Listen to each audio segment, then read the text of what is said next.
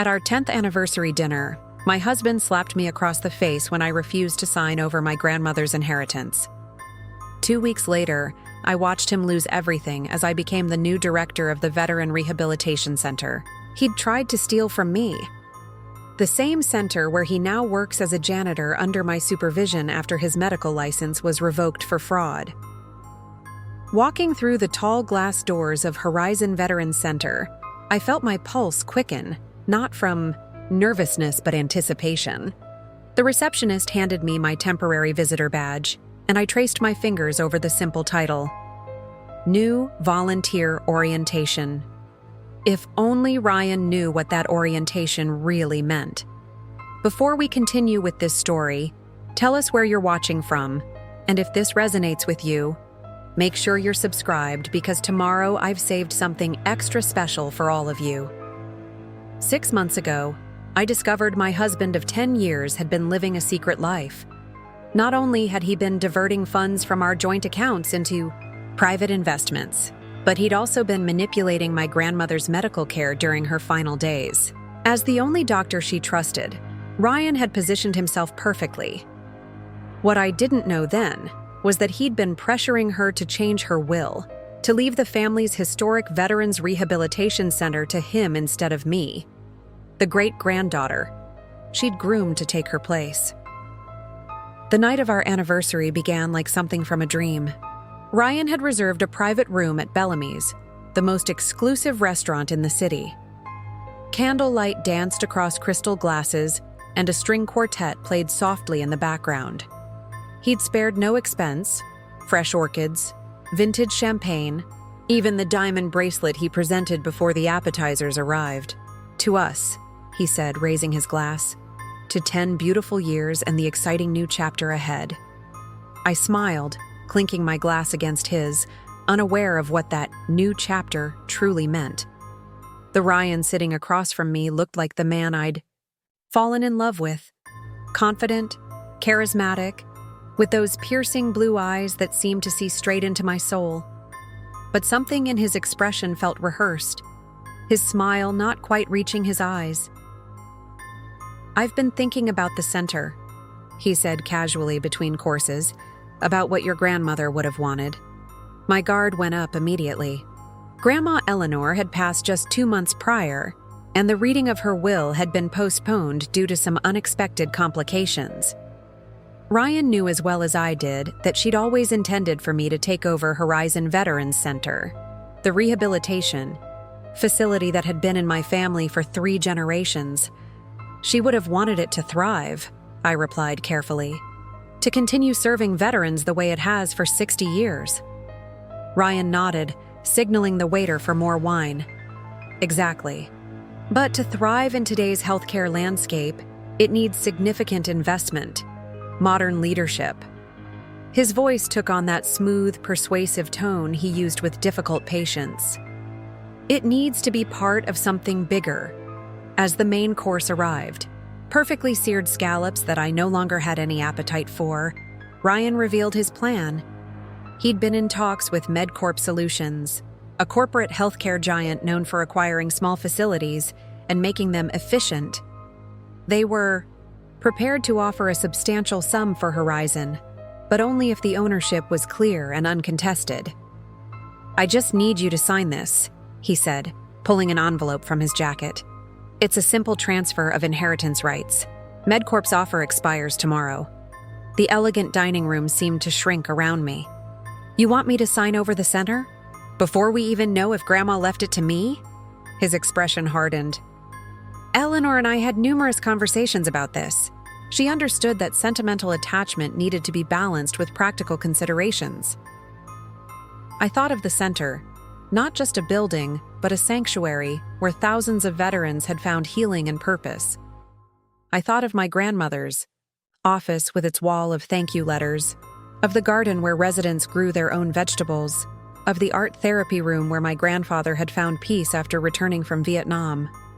"I won't sign anything," I said, my voice steadier than I felt. "Not until the will is read.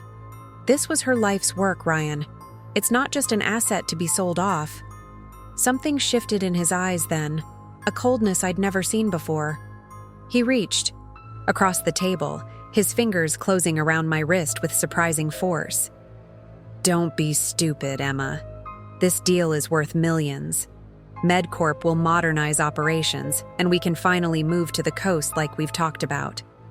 No more dedicating your life to broken soldiers with PTSD." The casual cruelty in how he referred to the veterans, people my family had committed their lives to serving, stunned me into silence. This wasn't the man I thought I'd married. I pulled my arm away. "The answer is no. I need to go." As I stood, Ryan grabbed my purse, dumping its contents onto the white tablecloth. "Looking for this?" He held up my grandmother's signet ring, the one she'd always worn as director of Horizon, the one she'd left specifically for me that had mysteriously disappeared from her personal effects after she died. "Give me that," I demanded, reaching for it. His hand connected with my face before I even saw it coming.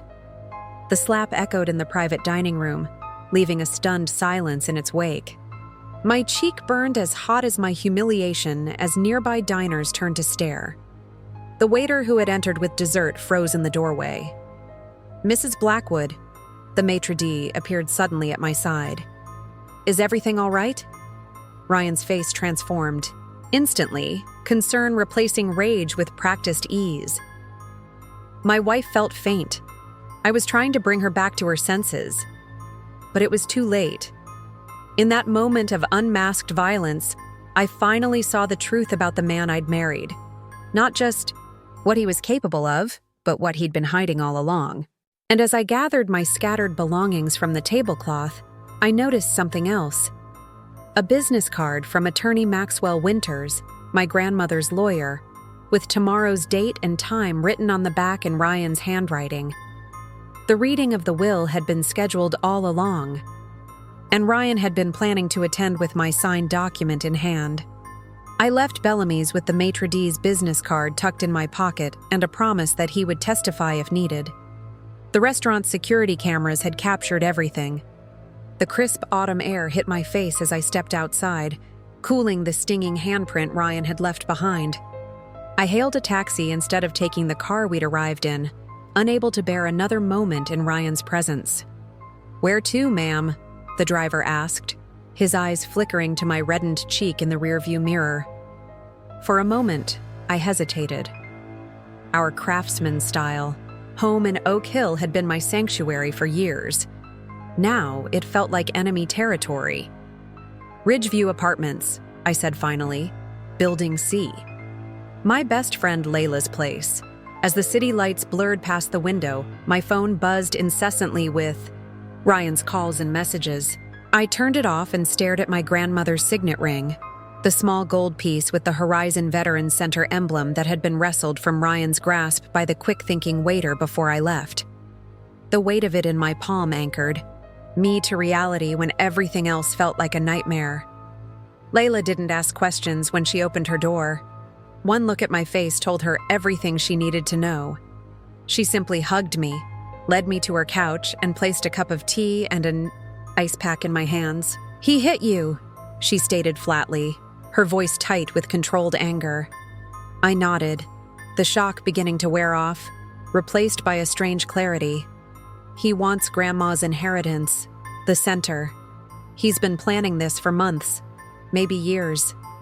As the night wore on, I told her everything. The anniversary dinner that was really an ambush, the document I refused to sign, MedCorp Solutions waiting in the wings to swallow up my family's legacy. With each word, the puzzle pieces of the past year began shifting into place. Ryan's sudden interest in the center's finances, his insistence on being present during Grandma Eleanor's medical consultations, the mysterious postponement of the will reading. "He knew," I whispered, the realization dawning. "He knew all along what was in her will, and he's been trying to get ahead of it." Layla, who worked as a paralegal at Maxwell Winters' firm, confirmed what I suspected. "The reading is tomorrow at 10 a.m. It was never postponed. That's what Ryan told you to buy time. Your grandmother's will was finalized months ago." My hands trembled around the teacup. What else has he lied about?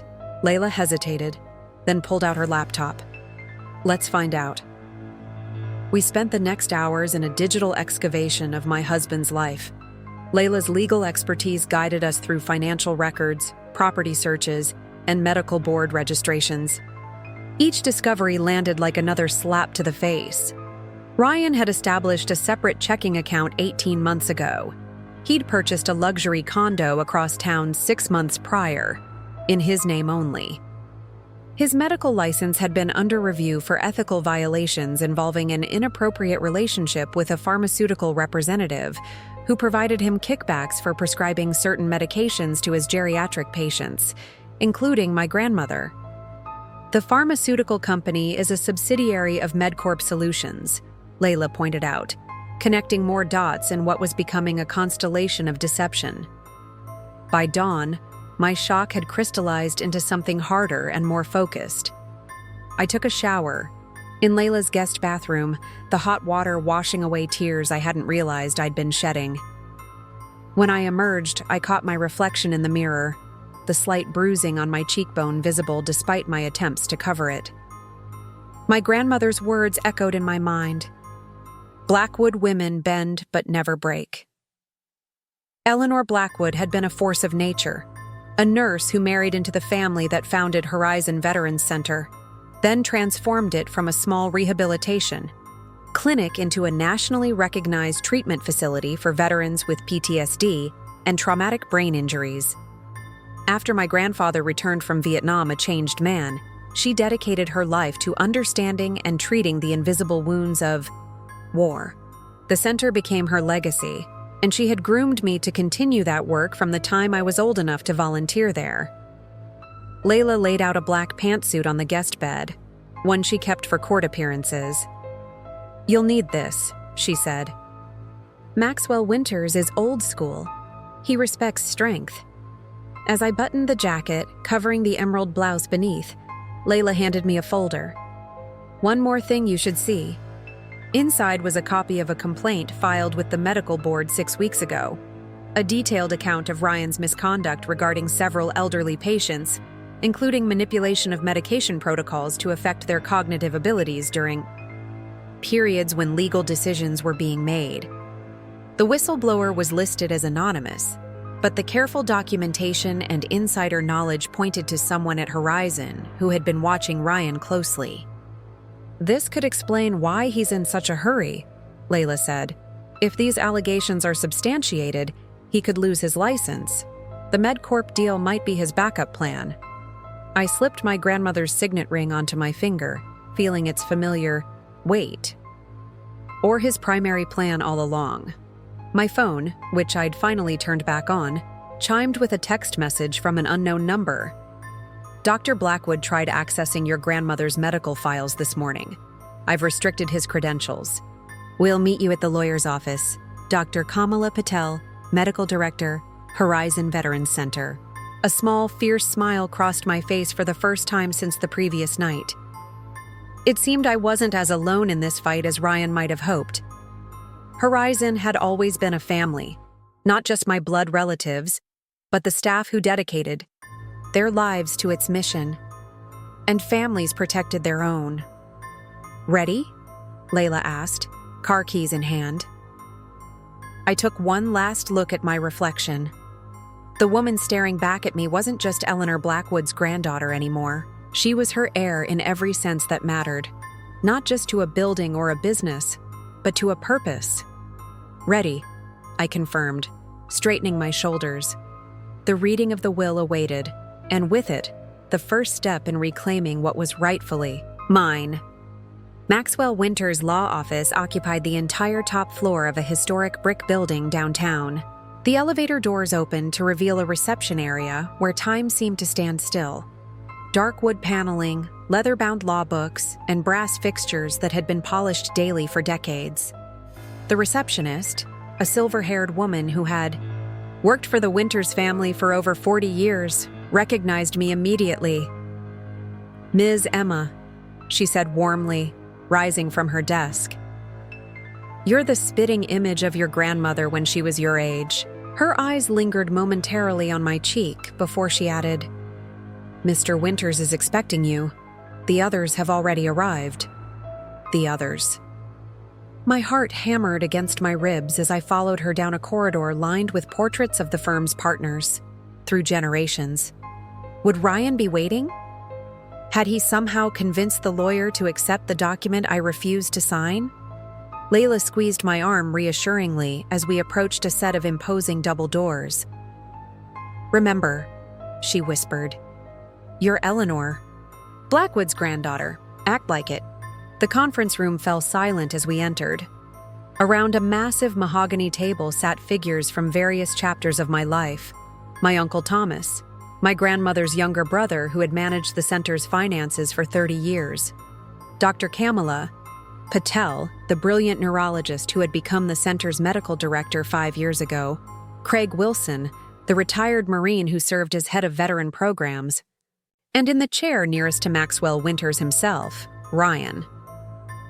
My husband's expression shifted rapidly from smugness to shock as he took in my appearance, not broken and apologetic as he'd clearly expected, but composed and flanked by Layla, whose presence as a paralegal from this very firm clearly unsettled him. "Emma," he stood, his voice softening to the concerned tone he used with patients' families. "I was so worried when you disappeared last night. I've been calling everywhere." Before I could respond, Maxwell Winters, 83 years old and still sharp as the letter opener he perpetually fidgeted with, cleared his throat. "Now that Mrs. Blackwood has arrived, we can proceed with the reading of Eleanor Blackwood's last will and testament."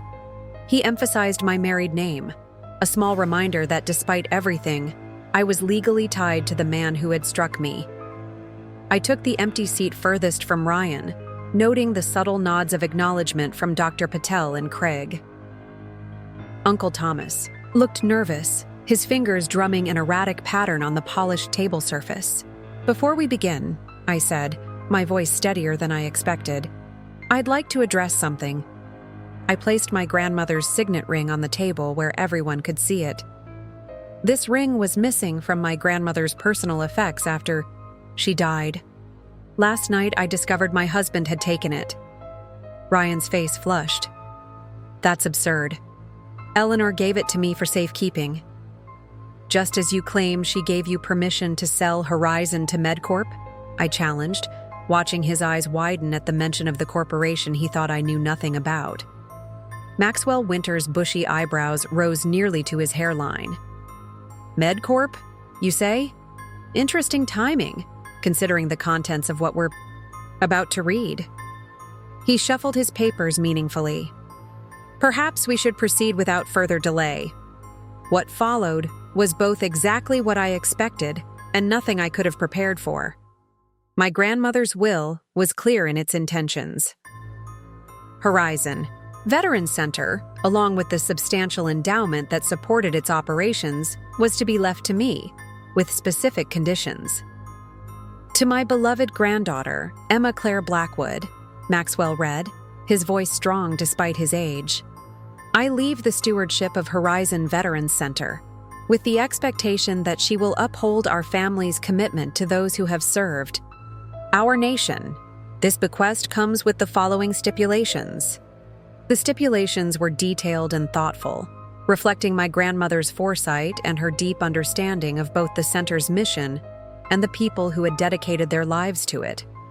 Uncle Thomas would continue as financial director until his planned retirement in 2 years. Dr. Patel would maintain full medical autonomy. Craig Wilson would be elevated to the board of directors to ensure veterans' voices remained central to all decisions. Furthermore, Maxwell continued, "I have established a trust that will provide ongoing funding for the center's operations, accessible only under the dual authorization of Emma Blackwood and the board of directors. Under no circumstances is Horizon to be sold, dismantled, or substantively altered from its mission of providing comprehensive care to veterans suffering from combat-related trauma for a minimum period of 25 years from the date of my death." Ryan's knuckles turned white where he gripped the arms of his chair. The MedCorp deal he'd been orchestrating had just gone up in flames. But the true bombshell came in the final paragraphs of the will.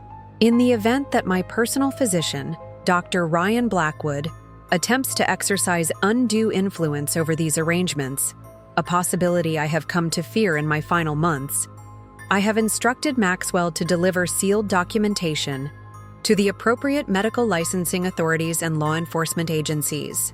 A heavy silence fell over the room. Maxwell Winters placed a thick envelope on the table. Eleanor came to me 3 months before her death with concerns about her care and certain conversations she had witnessed. As she instructed, I have prepared this information for delivery should circumstances warrant it. His eyes, pale blue and penetrating, fixed on Ryan.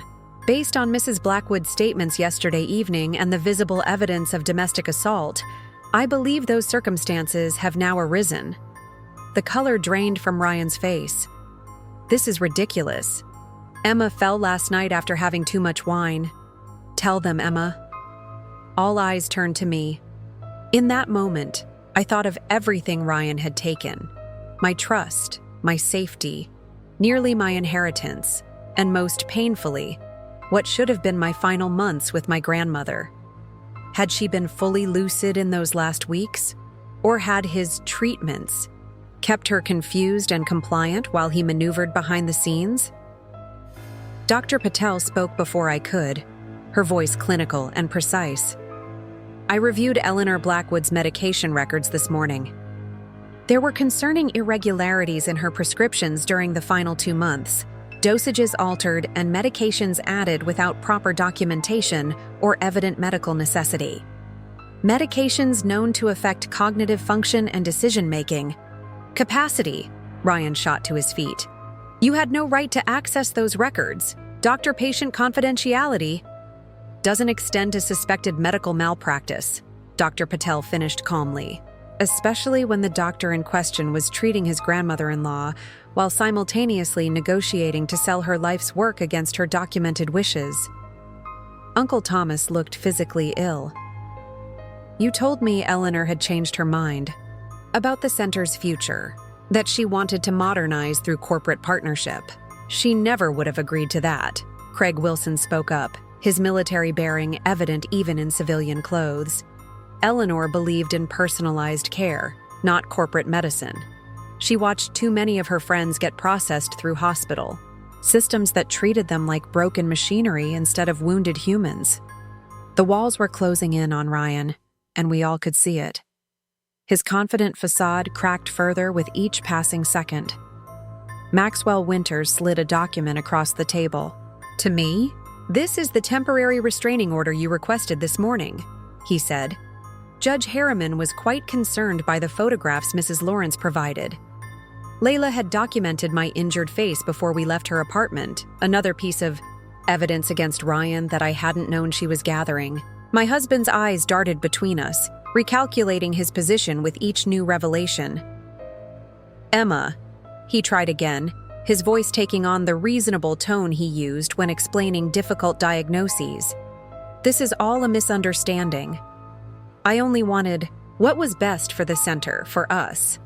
You know the financial realities of running a specialized facility in today's healthcare climate.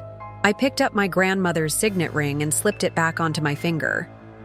What I know, Ryan, is that you hit me when I refused to give you what you wanted, just like you manipulated my grandmother when she refused to give you what you wanted. The only difference is she couldn't fight back. I stood, feeling the weight of my grandmother's legacy settling firmly on my shoulders. But I can. The next 48 hours unfolded in a blur of legal proceedings, medical board hearings, and painful revelations. Ryan was escorted from Maxwell Winters' office by security that morning, his threats and protests fading as the elevator doors closed on his carefully constructed world of deception. I remained in the conference room with my grandmother's most trusted allies, piecing together the extent of Ryan's betrayal. He approached MedCorp 6 months ago, Uncle Thomas explained, spreading financial documents across the table. I thought he was just helping review our funding options. Eleanor had always been resistant to corporate partnerships, but Ryan convinced me she was changing her mind as her health declined. Dr. Patel's expression was grim as she pulled up my grandmother's medical records on her tablet. "Look at these. Medication adjustments." She pointed to a series of prescription changes. Increased anti-anxiety medications, added sedatives, all technically within acceptable ranges for someone her age, but together they created a cocktail that would have left her compliant and confused. He timed the increases around important meetings and legal appointments. Each new piece of information was another knife to my heart. I had been so focused on my work at the center's outreach programs that I'd missed the signs of manipulation happening right under my nose. Ryan had always insisted on handling my grandmother's medical care personally, a kindness I thought then. A strategic move I now understood. Craig Wilson, who had known my grandmother for 30 years since she helped him recover from injuries sustained in Beirut, placed a weathered hand over mine. "Don't blame yourself, Emma. He fooled all of us. Eleanor was the only one who saw through him, and by then, her concerns were easy to dismiss as confusion or paranoia. Not everyone was fooled," Maxwell Winters interjected, sliding a folder across the table. Inside was a series of emails between my grandmother and his firm, dating back 9 months.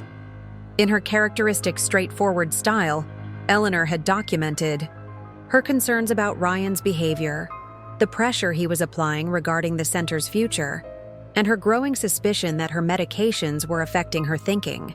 "She came to me directly," Maxwell explained, "without Ryan's knowledge. We amended her will, adding the protections against sale and the contingency plans if Ryan tried to interfere. She knew what he was after, even if she couldn't prove how far he would go to get it." My eyes burned with unshed tears as I read her final email, sent just weeks before her death. "I fear I may not have much time left with a clear mind. Whatever happens, Maxwell, make sure Emma knows the truth. She deserves to understand what she's fighting against." Fighting. My grandmother had seen this conflict coming long before I had any inkling of Ryan's true nature. She had armed me for a battle I didn't even know was looming. By late afternoon, the temporary restraining order against Ryan had been extended, and I had filed for an emergency divorce petition with Layla's help.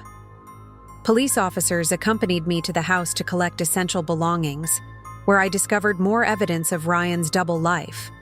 Travel receipts for trips he'd never mentioned, financial statements for accounts I didn't know existed, and, most disturbingly, detailed notes about Horizon's assets and operations that had clearly been compiled for MedCorp's benefit.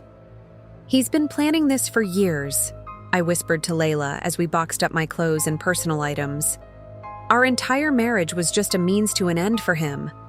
Layla's expression was grim as she helped me carry the boxes to her car. "Maybe not, at the beginning. But somewhere along the way, he saw an opportunity and took it. The important thing is that you stopped him before he succeeded." That night, as I settled into Layla's guest room for what would be an extended stay, my phone rang with a number I didn't recognize. It was Jasmine Torres, the pharmaceutical representative mentioned in the medical board complaint against Ryan. "Mrs. Blackwood," she began hesitantly. "I don't know if you remember me, but I used to visit Horizon regularly as part of my job." "I remember," I replied, recalling the attractive woman who had always seemed to time her visits with Ryan's rounds. "I've been cooperating with the medical board investigation," she continued. "What Ryan did, what we did, was wrong. He convinced me that the medications were appropriate for the patients, that the increased dosages were necessary. It wasn't until I saw the effects on your grandmother that I realized he was manipulating their care for his own benefit." Her voice cracked with emotion. "Eleanor recognized me during one of my visits, even though we'd never formally met. She called me by name and asked if I was the reason her grandson-in-law was betraying her granddaughter. That's when I knew something was very wrong. She wasn't supposed to have that kind of clarity given the medications she was on." The conversation with Jasmine revealed another layer of Ryan's manipulation. He had used his relationship with her to gain access to medications that wouldn't be questioned, promising her exclusive contracts with Horizon once he took control. But he had underestimated my grandmother's resilience and her commitment to protecting both me and the center. By morning, the medical board had suspended Ryan's license pending a full investigation. MedCorp issued a statement distancing themselves from him, claiming they had been misled about Horizon's availability and Eleanor's wishes. The corporate giant's legal team was scrambling to avoid association with what was quickly becoming a scandal in the medical community. Dr. Patel called an emergency meeting of Horizon staff to address the situation directly. The center's main conference room was packed with employees ranging from the maintenance staff to specialized therapists, all of whom had dedicated their careers to supporting veterans' recovery. As you may have heard, Dr. Patel began, there have been significant changes in leadership at Horizon. She gestured for me to join her at the front of the room. Standing before the people who had worked alongside my grandmother for years, many of whom had watched me grow up volunteering at the center, I felt the full weight of responsibility settling on my shoulders. My grandmother built Horizon with a vision, I said, my voice growing stronger with each word. A vision that healing happens best in community, that veterans deserve treatment that recognizes their whole humanity, not just their wounds. That vision was nearly stolen from us. I explained the situation in broad strokes, Ryan's attempts to manipulate Eleanor's care, the planned sale to MedCorp, the conditions of my inheritance, and the center's protected status. Gasps and murmurs rippled through the room as the staff processed the near miss. But Horizon remains, I continued, drawing strength from the determined faces before me. Our mission continues, and I am here to ensure that my grandmother's legacy thrives, not as a corporate subsidiary, but as the independent, patient-centered facility she always intended it to be. Craig Wilson stood from his seat in the front row. Emma has practically grown up here. Many of you remember her volunteering even as a teenager, sitting with veterans who wouldn't talk to anyone else, organizing activities when budgets were tight. Eleanor always said Emma inherited not just her stubbornness, but her heart. A wave of affirming nods moved through the audience. Even in my shock and grief, I recognized the gift my grandmother had given me. Not just the physical buildings and financial resources of Horizon, but a community ready to support the mission we all believed in. As the meeting concluded, staff members approached one by one, offering condolences not just for Eleanor's passing months before, but for the betrayal I'd endured, and more importantly, offering their continued commitment to Horizon's work. Martha Jenkins, the head nurse who had worked with my grandmother for 30 years, pressed something into my hand as she embraced me. Eleanor wanted you to have this when you took over, she whispered. She gave it to me for safekeeping. I opened my palm to find a small key attached to a worn leather fob with my grandmother's initials. Her private office, Martha explained. The one behind the public one, where she kept the things that really mattered. That evening, after everyone had gone home, I used the key to open the unassuming door in the back of what had been my grandmother's main office. Inside was a small, intimate space I'd never seen before, walls lined with photographs of veterans who had recovered at Horizon over its 60-year history, handwritten journals documenting my grandmother's approaches to trauma treatment, and sitting on her desk, a sealed envelope with my name written in her distinctive handwriting. With trembling fingers, I broke the seal and unfolded the letter within. My dearest Emma, it began. If you're reading this, then my suspicions about Ryan have proven correct, and you have discovered a painful truth about the man you married. My dearest Emma, if you're reading this, then my suspicions about Ryan have proven correct, and you have discovered a painful truth about the man you married. First, know that none of this is your fault. Ryan's deception targeted us both. He saw in our family, not people to love, but assets to acquire. I began noticing changes in his behavior about 18 months ago, shortly after MedCorp approached us with their first acquisition offer. What started as professional interest in the center's operations soon transformed into something more calculating. he began questioning my decisions, suggesting improvements that would align Horizon with MedCorp's business model, and most troublingly, adjusting my medications in ways that left me struggling to maintain clarity. By the time I fully understood what was happening, I was already physically weakened and increasingly isolated. Ryan had gradually restricted my visitors, citing medical concerns, while positioning himself as my primary caregiver and the authority on my mental state. When I attempted to discuss my concerns with your Uncle Thomas, Ryan convinced him I was experiencing cognitive decline. But Blackwood women have always been underestimated. I began keeping this journal, documenting the changes in my medication and their effects. I worked with Maxwell to amend my will when Ryan wasn't present. And most importantly, I secured Horizon's future by placing it in your hands.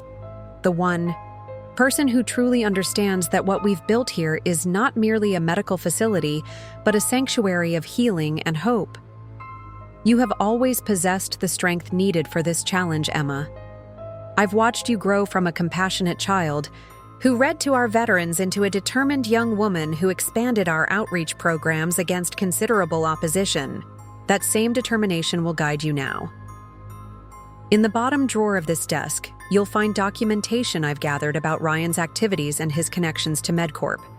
Use it as necessary, but remember that your purpose isn't vengeance, but protection of yourself, of Horizon, and of the veterans who depend on us.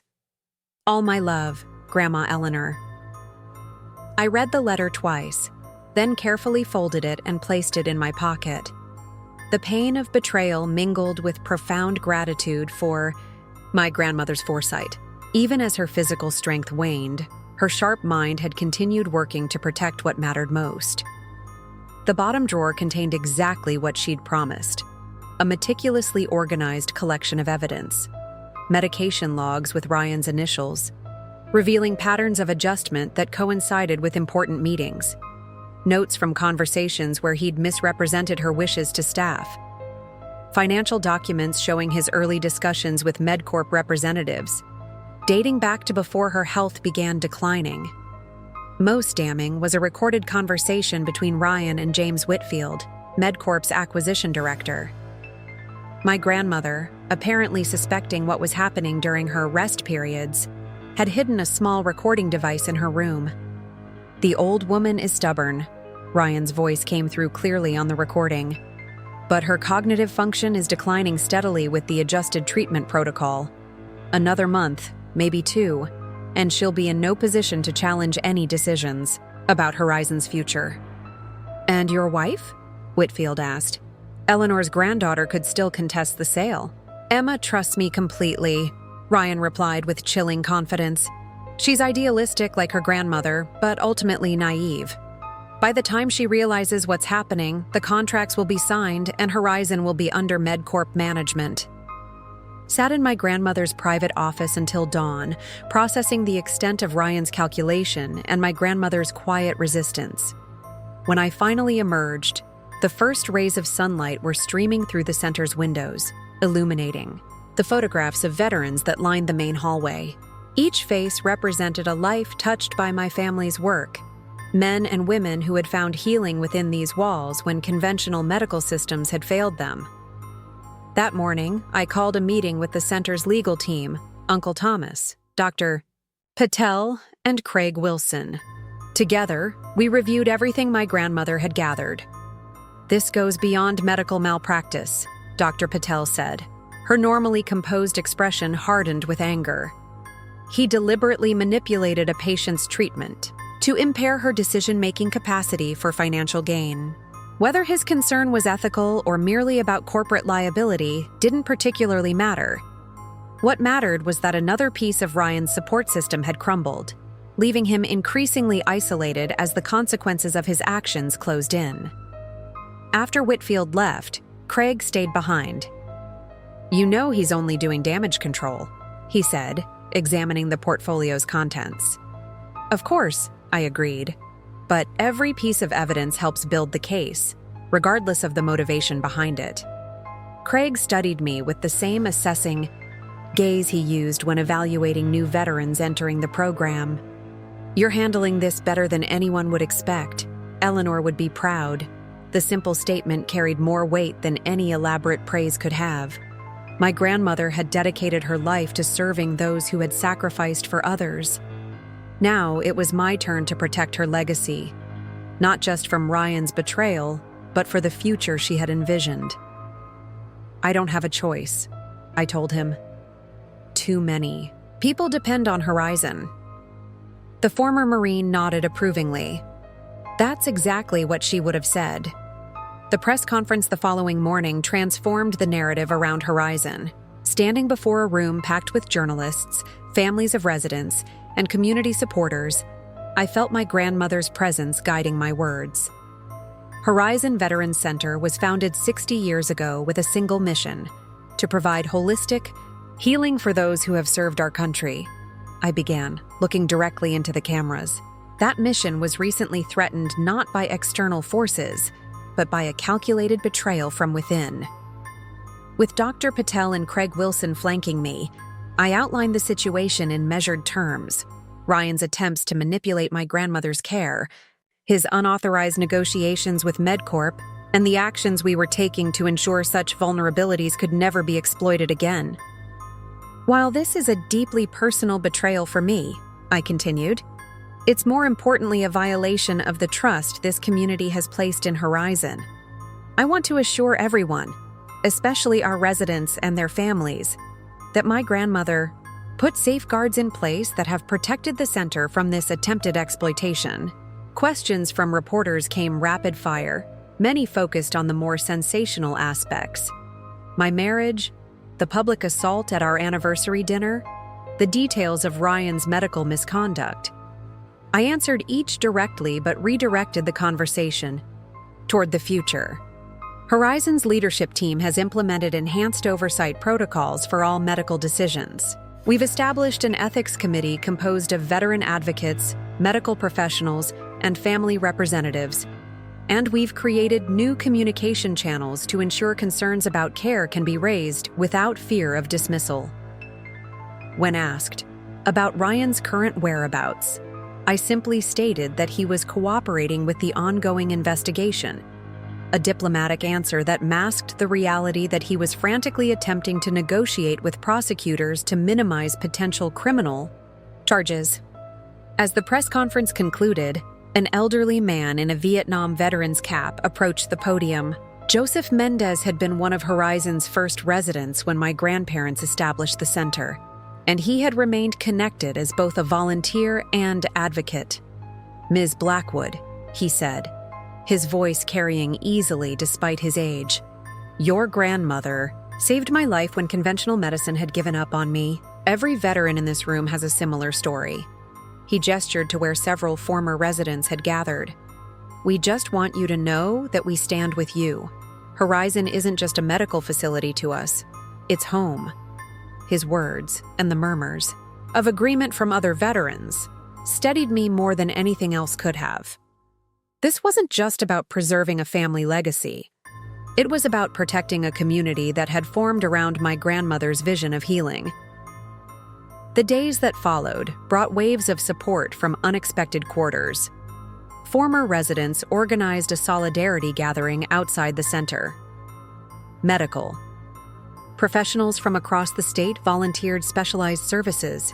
Even competing rehabilitation facilities sent messages of support, recognizing that Ryan's actions had violated the fundamental ethical principles that should unite all healthcare providers. 1 week after the press conference, as I was reviewing applications for Ryan's replacement as head of medical services, Layla appeared at my office door. Uncle Thomas looked physically ill as he examined the financial documents. He used my trust to access information about our endowment, our operating costs, our property values, everything MedCorp would need to structure their takeover. The veterans' records were accessed too, Craig added. Someone reviewed the files of our most vulnerable residents, those without family advocates, those whose care decisions might go unquestioned if the center changed hands. The picture that emerged was more disturbing than any of us had anticipated. Ryan hadn't simply opportunistically pursued a lucrative deal. He had methodically engineered my grandmother's declining health to position himself to take control of Horizon.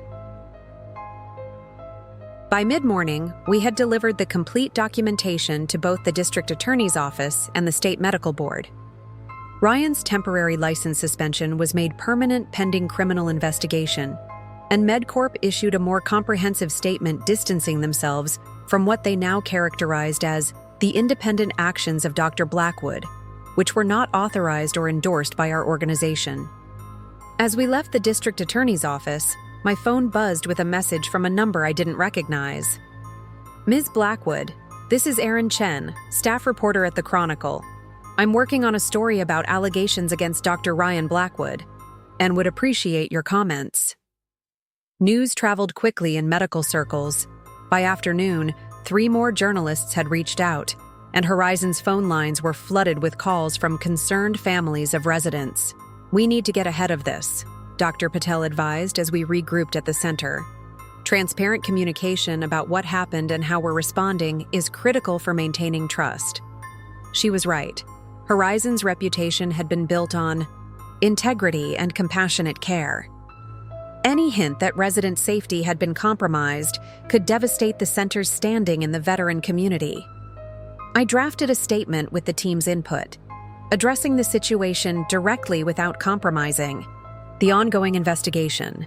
We scheduled a press conference for the following morning and prepared personalized outreach to the families of current residents. That evening, as I was reviewing the center's operational protocols to ensure no other vulnerabilities existed, Martha Jenkins appeared at the door of my grandmother's office. My office now, I reminded myself. "There's someone here to see you," she said. "James Whitfield from MedCorp." My pulse quickened. "The acquisition director? What does he want?" Says.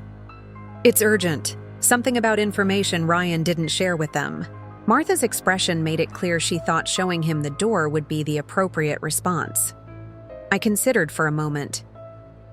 "Show him in, but stay close, and ask Craig to join us." James Whitfield was not what I expected. Rather than the aggressive, corporate raider I'd imagined, he appeared genuinely uncomfortable as he entered, clutching a leather portfolio with white-knuckled hands. "Ms. Blackwood," he began, declining my gesture toward a chair. "I'll be brief.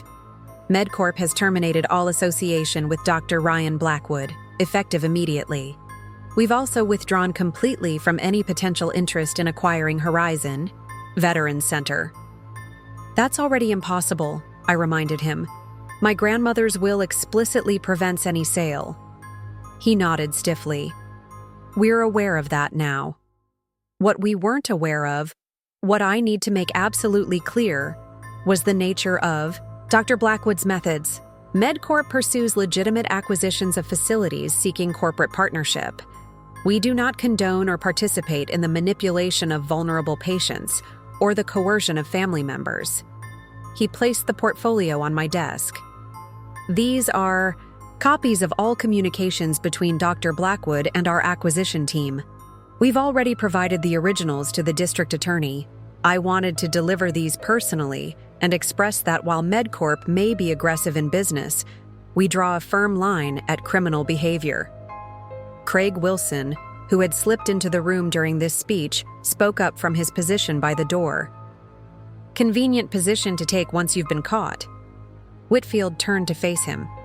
"I understand your skepticism, Mr. Wilson. All I can say is that when we realized what Dr. Blackwood had done, we took immediate action to cooperate with authorities. MedCorp's reputation matters to us, and being associated with elder abuse and medical fraud is not acceptable."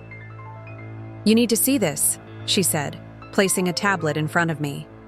On screen was a news article with the headline, "Whistleblower alleges systematic patient manipulation at MedCorp facilities." Despite their public disavowal of Ryan's methods, it appeared MedCorp had a history of acquiring facilities through questionable means. A former nurse administrator had come forward with documentation showing a pattern of targeted acquisitions where vulnerable populations received care: elderly patients, rehabilitation centers, mental health facilities. all places where residents might not be able to effectively advocate for themselves. She reached out to me directly, Layla explained. Said she saw your press conference, and it gave her the courage to come forward with what she's been documenting for years. The ripple effects of our public stand were expanding beyond Horizon itself, potentially protecting countless other facilities from the fate my grandmother had foreseen and prevented for our center. That afternoon, I received an unexpected call from Detective Rivera, the lead investigator on Ryan's case. Ms. Blackwood, her voice was professionally neutral. We've executed a search warrant on a storage unit rented by your husband. I think you should come down to the station. The storage unit contained the physical evidence of Ryan's double life. Boxes of financial documents, a laptop containing communications with MedCorp that predated my grandmother's illness, and most disturbingly, detailed notes on how to adjust medication protocols to induce specific cognitive effects while appearing to provide standard care. He documented his own criminal activity, Detective Rivera observed, showing me a journal with Ryan's distinctive handwriting. Medical professionals who cross ethical lines often keep records justifying their actions. They convince themselves they're conducting some kind of legitimate research. Among the items seized was a small recorder identical to the one my grandmother had used to capture Ryan's conversation with James Whitfield. His own paranoia had led him to record meetings that now provided damning evidence against him. We've heard from 3 other families, Detective Rivera continued as I examined the inventory list of seized items. Former patients of your husband who died under his care, all with substantial assets that were redirected through estate planning changes made during their treatment. The scope of Ryan's manipulation extended far beyond my grandmother and Horizon. He had been refining his techniques for years, targeting wealthy elderly patients, subtly influencing their decisions while maintaining the appearance of ethical medical care. This has become a much larger investigation, she explained. The district attorney is considering multiple charges: elder abuse, medical fraud, possibly even second-degree murder if we can establish that medication changes directly contributed to patient deaths. The gravity of these revelations left me reeling. The man I had married, had loved and trusted, had been methodically exploiting the most vulnerable people under his care. How had I missed the signs? How had Ryan maintained such a convincing facade of compassion while calculating how to benefit from his patient's diminished capacity? That evening, I sat in my grandmother's private office, surrounded by the photographs and mementos of her life's work. Among her papers, I found an academic article she had written 30 years earlier on the psychology of medical trust, how patients naturally extend belief in their physician's good intentions, creating a unique vulnerability that requires rigorous ethical safeguards. My grandmother had understood the power dynamics inherent in medical care decades before Ryan exploited them. Her emphasis on patient advocacy and family involvement at Horizon hadn't just been about creating a supportive healing environment. It had been a deliberate system of checks and balances designed to protect vulnerable veterans from potential abuse. Dr. Patel knocked softly before entering with a stack of files. "The review of Ryan's former patients is complete," she said, her expression grim. "We've identified 17 cases where medication changes appear suspicious, all involving residents with significant assets and limited family involvement." "Were there signs?" I asked, the question that had been haunting me since the truth about Ryan emerged. "Could we have caught this sooner?" Dr. Patel considered carefully before answering. "The changes were subtle, incremental, and always with plausible medical justification. He was careful to target patients where cognitive changes could be attributed to existing conditions." She hesitated. "Your grandmother was the first to recognize the pattern, and only because she was experiencing the effects firsthand while retaining enough clarity to document them." The phone on my desk rang. Uncle Thomas calling from the main administrative office. "Emma," his voice was tense. "Ryan's here. He's demanding to see you." My heart rate accelerated. "Is security with him?" "Yes, and he's being cooperative. Says he has information you need to hear before the DA files formal charges tomorrow. I thought of the expanding investigation, the other families who had trusted Ryan with their loved one's care, my grandmother's determination to protect Horizon, even as her own health was being manipulated. Have security bring him to the main conference room, I decided, and call Detective Rivera. I want her present for whatever he has to say. The time for hiding from painful truths had passed. Whatever Ryan had come to say, I would face it directly. Not just for myself, but for everyone who had suffered from his betrayal. Ryan sat at the conference room table, the polished surface, reflecting the fluorescent lights overhead. His appearance had deteriorated markedly in the 2 weeks since our anniversary dinner. The designer suit had been replaced by rumpled khakis and an untucked button-down. His usually meticulously styled hair looked unwashed, and dark circles shadowed his eyes. The transformation from confident physician to cornered man was startling. Security personnel stood discreetly by the door while Detective Rivera positioned herself in the corner of the room, recorder in hand. Dr. Patel had insisted on accompanying me, her protective instincts evident in her rigid posture as we entered. You have 15 minutes, I informed Ryan, remaining standing while he sat. Detective Rivera will document everything you say. His eyes, once capable of warming me with a single glance, now held a calculating desperation. Emma, he began, his voice taking on the gentle tone he used with anxious patience. This has spiraled out of control. There are explanations for everything they're claiming. I've seen the evidence, Ryan. All of it. The storage unit, the recordings, the medication logs. 17 patients with suspicious changes to their treatment. Protocols, all resulting in cognitive decline that benefited you financially. He flinched at the precision of the accusation.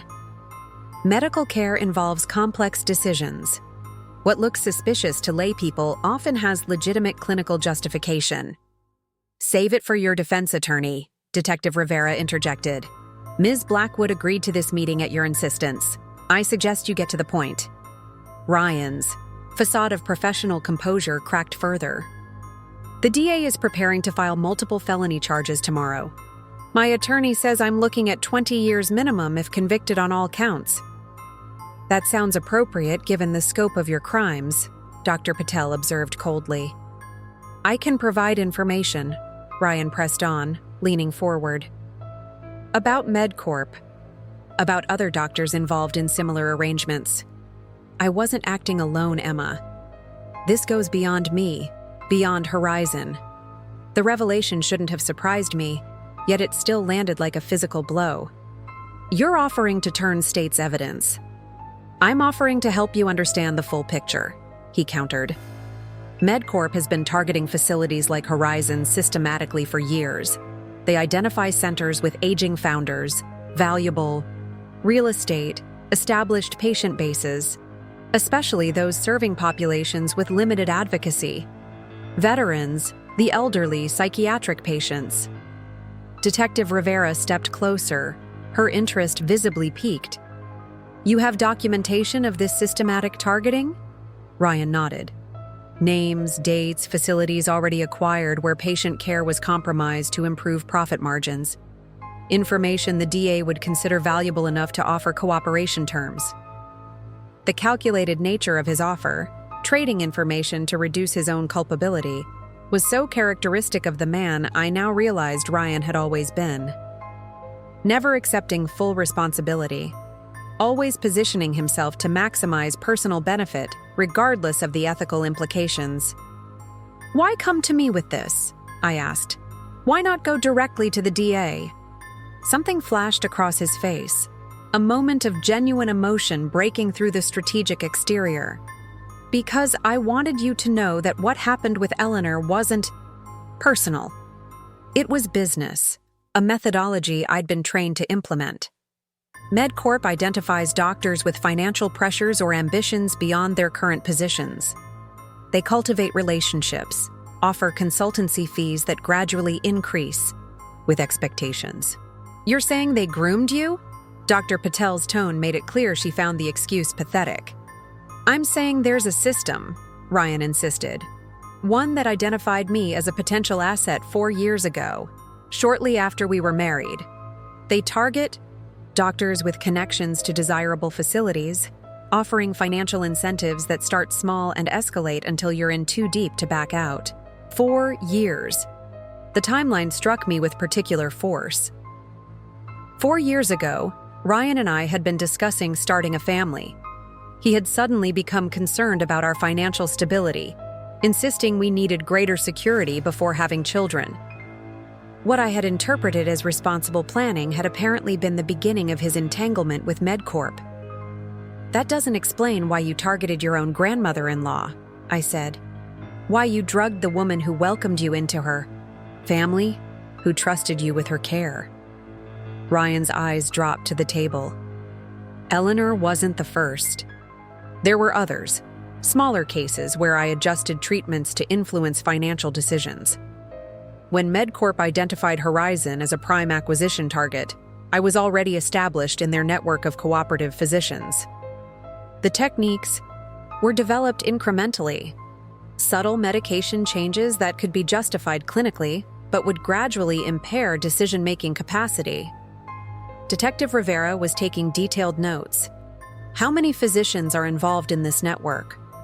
"At least 30 that I know of directly. Probably more. They compartmentalize information, so each doctor only knows about a few others. Enough to normalize the behavior without creating a group large enough to attract attention." The systematic nature of the operation made my skin crawl. This wasn't just about Ryan's individual betrayal. It was about an organized effort to exploit vulnerable patients across multiple facilities. "Your grandmother was different," Ryan continued, his voice dropping. "She was sharper than the others, more resistant to the medication effects. She started noticing patterns, keeping records. When I realized she was documenting the changes in her treatment, I had to accelerate the timeline." "Accelerate how?" Dr. Patel demanded, her professional demeanor cracking with anger. "Higher dosages, additional medications with complementary cognitive effects.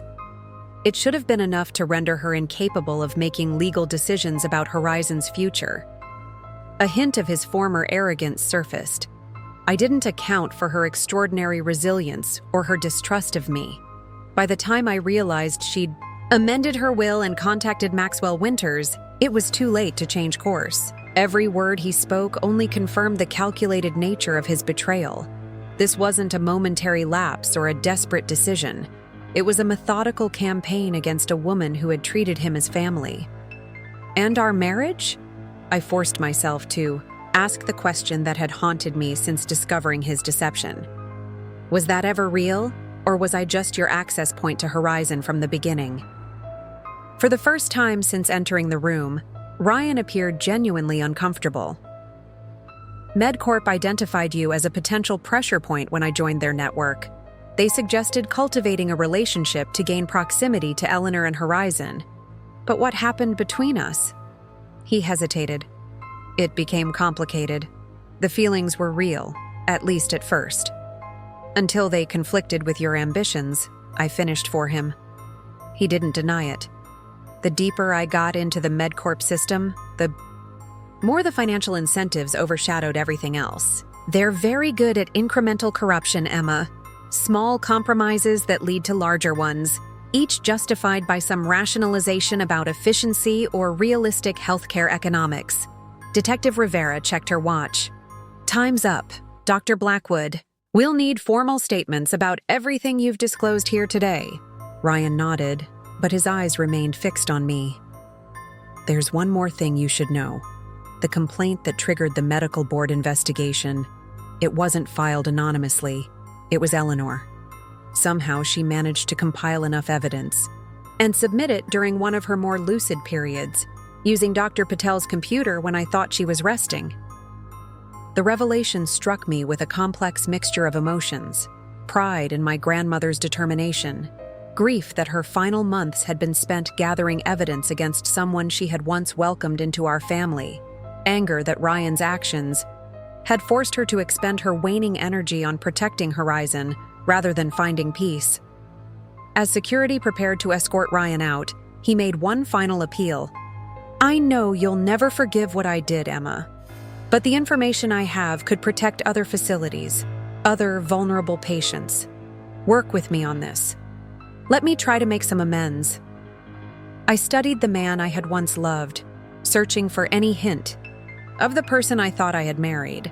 All I could see was a skilled manipulator making his final play, leveraging whatever value he had left to improve his own situation. "Detective Rivera will take your statement," I said finally. "What the DA does with it is their decision. But I want you to understand something, Ryan. Whatever reduction in sentencing you might receive for cooperation, you will never work in healthcare again.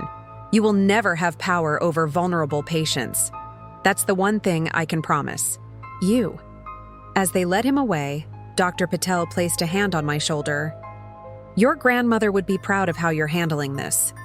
Looking around the conference room where generations of veterans had gathered for support groups, where staff had collaborated on innovative treatment approaches, where my grandmother had built a community dedicated to healing, I felt a renewed sense of purpose cutting through my personal pain.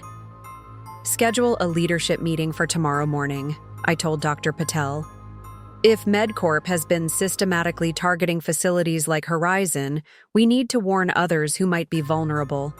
And we need to examine every aspect of our operations to ensure no other patients have been compromised." The betrayal that had begun as a personal wound had revealed a far larger threat, one that extended beyond Horizon to potentially dozens of other specialized care facilities. My grandmother had protected our center through her foresight and determination. Now it was my responsibility to extend that protection to others who might not realize they were being targeted. As I gathered my notes from the meeting, my grandmother's words from her letter echoed in my mind. "Remember that your purpose isn't vengeance, but protection." In exposing the system that had corrupted Ryan and threatened Horizon, I would honor both her wisdom and her legacy. The leadership meeting the following morning took on an urgency none of us had anticipated.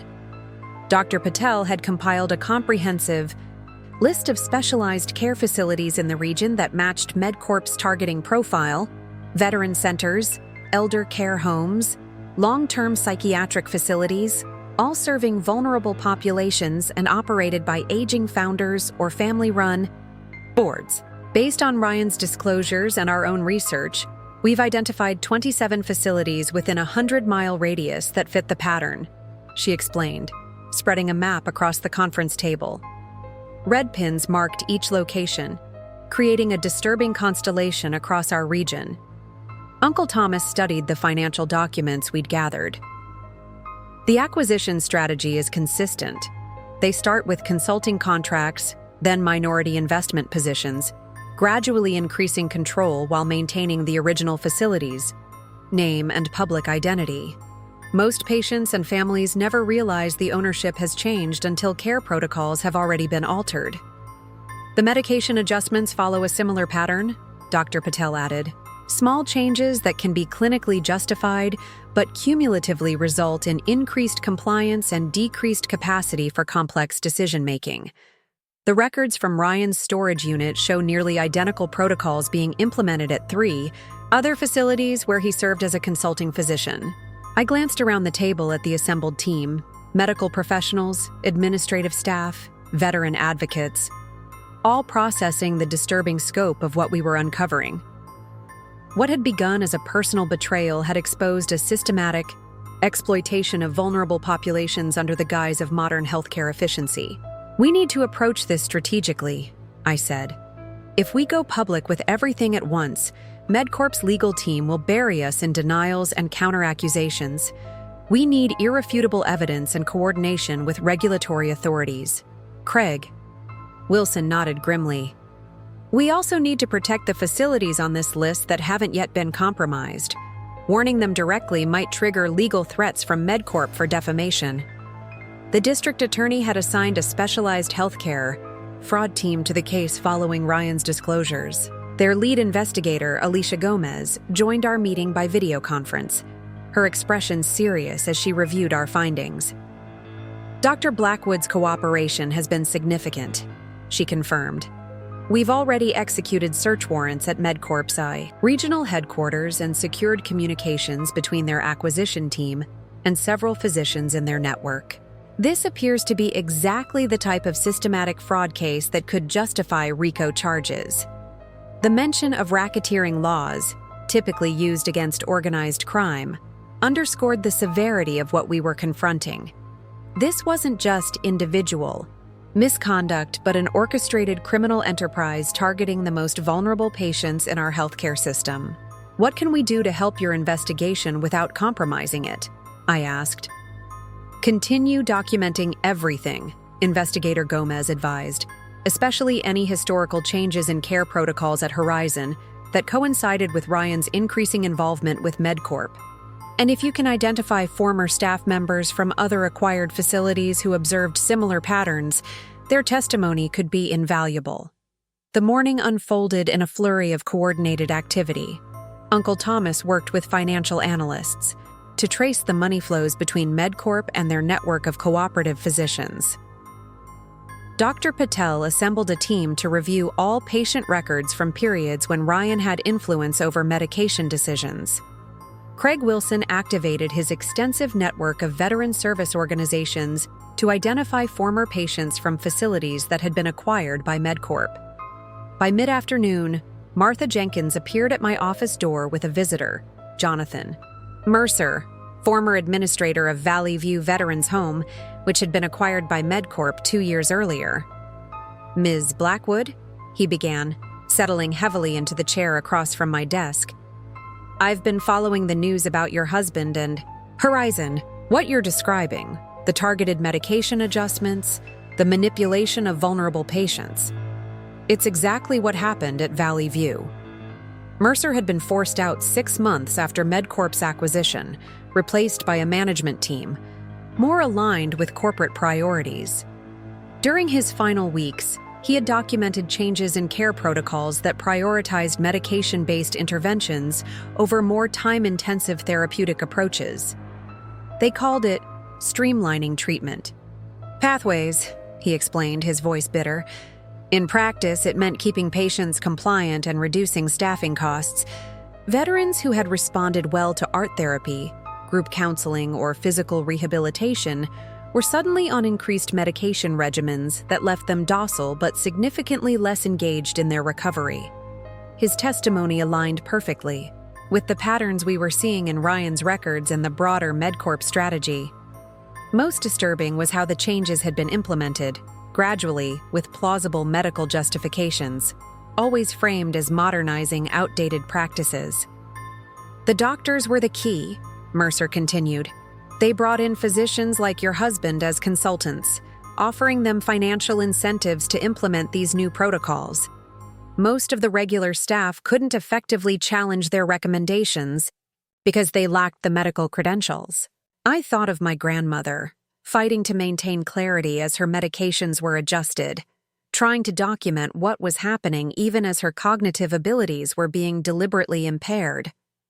How many other patients had experienced similar struggles without her determination or resources? As the day progressed, more pieces fell into place. A nurse who had worked at 3 different MedCorp-acquired facilities described nearly identical transitions at each location. A former board member of a psychiatric treatment center shared documentation of how financial pressures had been leveraged to force their sale to MedCorp.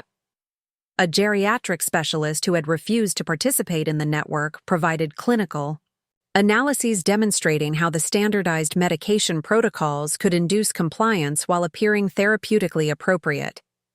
By evening, when Detective Rivera arrived with an update on Ryan's cooperation, we had compiled enough corroborating evidence to support every element of his disclosures.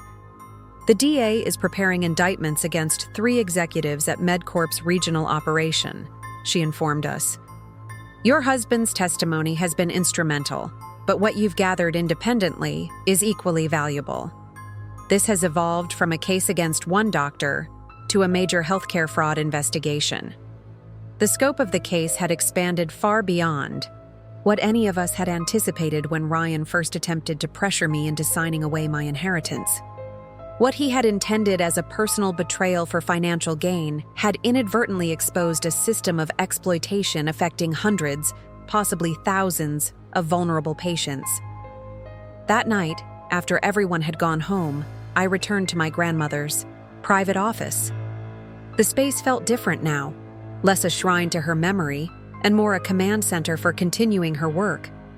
On her desk sat the journals documenting her growing awareness of Ryan's manipulation, each entry a testament to her remarkable resilience and clarity of purpose, even as her health declined. I opened the most recent volume, finding entries from her final weeks. The handwriting was shakier than her usual confident script, but the thoughts remained characteristically incisive.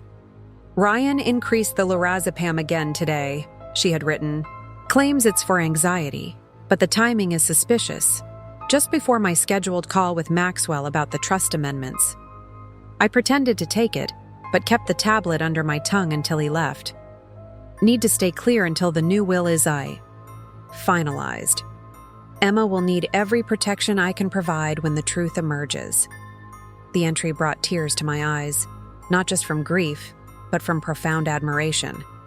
Even in her final days, facing betrayal from someone she had welcomed into our family, she had focused not on her own suffering, but on protecting Horizon and preparing me for the battle ahead.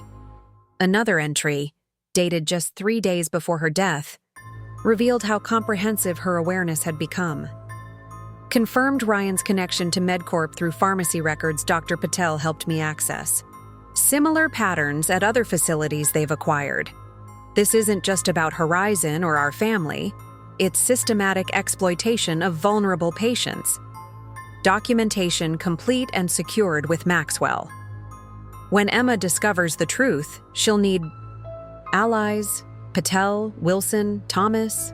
They're prepared, though they don't yet realize for what.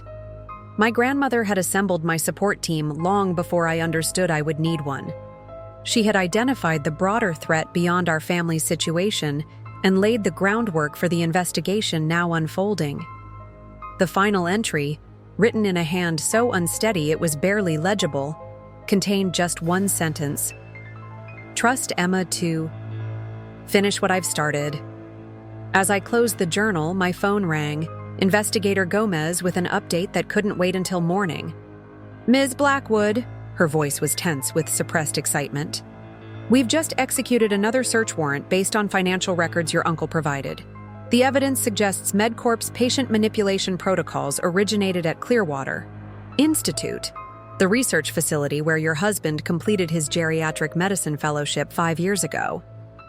The timing aligned perfectly with when Ryan and I had first discussed his interest in elder care. What I had interpreted as compassionate career development had apparently been the beginning of his recruitment into MedCorp's network. The Institute received substantial funding from MedCorp subsidiaries, Gomez continued. "We believe they were essentially training physicians in these manipulative techniques under the guise of patient compliance research. Your husband wasn't just implementing their protocols, he was one of their star graduates." The revelation completed another piece of the puzzle. Ryan's betrayal wasn't a simple case of individual corruption. He had been systematically trained to exploit medical trust relationships, then placed in a position to target my grandmother and Horizon. "We'll need access to any records of Ryan's fellowship period that might be in your possession," Gomez added. "Particularly any research papers or presentations he worked on during that time." I thought of the boxes in our home office, academic materials Ryan had insisted on keeping despite my suggestions to digitize them. Had they contained evidence of his training all along? "I'll have everything delivered to your office tomorrow," I promised. As I ended the call, a notification appeared on my phone. A news alert about MedCorp's stock dropping dramatically following rumors of a federal investigation. The system that had corrupted Ryan and threatened Horizon was beginning to face consequences. I placed my grandmother's journal back among her papers, feeling the weight of her final request. Finishing what she started meant more than just protecting Horizon. It meant exposing and dismantling the entire system that had turned doctors like Ryan from healers into predators. The path ahead would be challenging, but thanks to my grandmother's foresight, I wouldn't be walking it alone. 3 weeks after Ryan's confession, the case had expanded beyond anything we could have anticipated. What began as a personal betrayal and attempted theft of Horizon had evolved into one of the largest healthcare fraud investigations in the state's history. The district attorney had assembled a multi-agency task force, combining resources from the state medical board, insurance fraud investigators, and elder abuse specialists. I stood at the window of my grandmother's office, my office now, watching veterans move through the garden paths below. Some walked independently, others used wheelchairs or were accompanied by therapy dogs. Each represented a life in transition, working to heal from visible and invisible wounds of military service. The peaceful scene below contrasted sharply with the storm of legal activity swirling around us. "Emma," Dr. Patel called softly from the doorway, "the federal investigators are here." The involvement of federal authorities marked a significant escalation. After reviewing the evidence we'd gathered, the district attorney had contacted the FBI's Healthcare Fraud Strike Force, recognizing that MedCorp's operations crossed state lines and potentially constituted violations of federal law. The agents, a senior investigator named Director Hammond and 2 healthcare fraud specialists, were already set up in our main conference room, surrounded by boxes of evidence and multiple laptops displaying data analyses. "Ms. Blackwood," Director Hammond stood as I entered, extending her hand. "Thank you for your cooperation. The documentation you've provided has helped us connect several cases we've been tracking separately." She gestured to a map displayed on the large screen. Unlike our regional analysis, this one showed facilities across 12 states, all following the same pattern of acquisition and operational changes after MedCorp involvement. "We've been investigating suspicious increases in medication costs and declining outcome metrics at several acquired facilities," she explained. "What we lacked was the clinical component, the specific mechanisms they were using to implement these changes while avoiding regulatory scrutiny." Agent Samuels, the healthcare specialist, picked up the thread. "Your husband's testimony and the documentation from your grandmother have provided that missing piece. The systematic manipulation of medication protocols to increase compliance and reduce expensive therapeutic services appears consistent across all these facilities." The scale of the operation was staggering. Photographs of various facility directors and medical officers filled another screen, many with connections to Clearwater Institute, where Ryan had completed his fellowship. The pattern suggested an organized recruitment and training operation, designed to place cooperative physicians in strategic positions throughout the specialized care network. "Your grandmother's notes were particularly valuable," Director Hammond continued. "Her clinical observations, combined with her detailed documentation of timing and effects, provide a case study in how these protocols were implemented. Most victims don't have her medical knowledge or presence of mind to record what's happening to them." I thought of Eleanor's shaky handwriting in those final journals, her determination to create a record even as her medications were being manipulated, to cloud her thinking. Her strength continued to protect others even after her death. "We've identified 47 physicians connected to this network," Agent Samuels added. 17 have already agreed to cooperate with our investigation in exchange for consideration in their individual cases. The systematic nature of the operation had created an unexpected vulnerability. Once the first physicians began cooperating, others quickly followed, each trying to secure the best possible terms for themselves. Ryan, as one of the earliest to provide evidence, had negotiated a plea agreement that would still result in significant prison time, but avoided the maximum sentences he might otherwise have faced. Uncle Thomas arrived with additional financial documentation. "We've traced payments from MedCorp subsidiaries to 5 different consulting companies that employed these doctors," he explained, spreading the records across the table.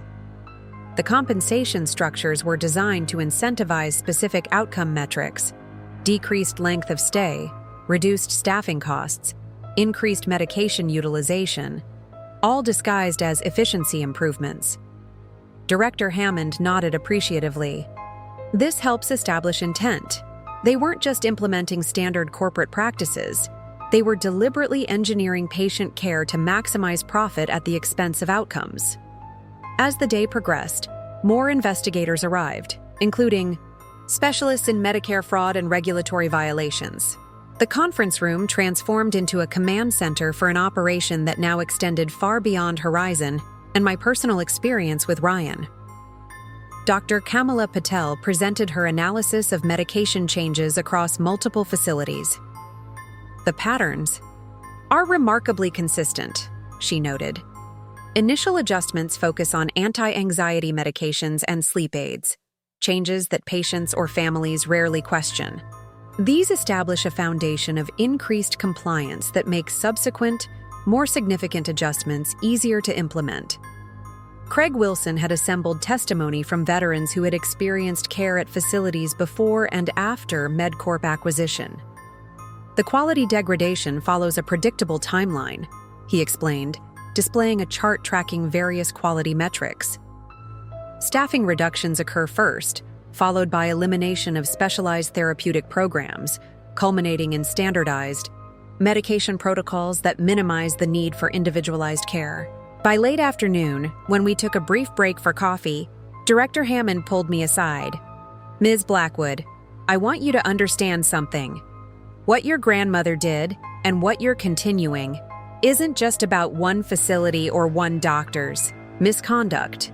You're helping dismantle a system that has victimized thousands of vulnerable patients." Her words provided context for the painful journey of the past months. The betrayal that had begun at our anniversary dinner, that moment when Ryan's mask had slipped, revealing the calculated manipulator beneath the caring husband facade, had led to the unraveling of something far more insidious than a failed marriage. As we resumed work, Martha Jenkins appeared with a visitor, an elegant older woman who carried herself with unmistakable authority. "This is Judge Harriman," Martha announced. "She's requested to speak with you." "I'm not ready," I admitted. "Maybe I never will be." Layla nodded understanding. "That's completely valid. You don't owe him anything. Not forgiveness, not closure, not even a conversation."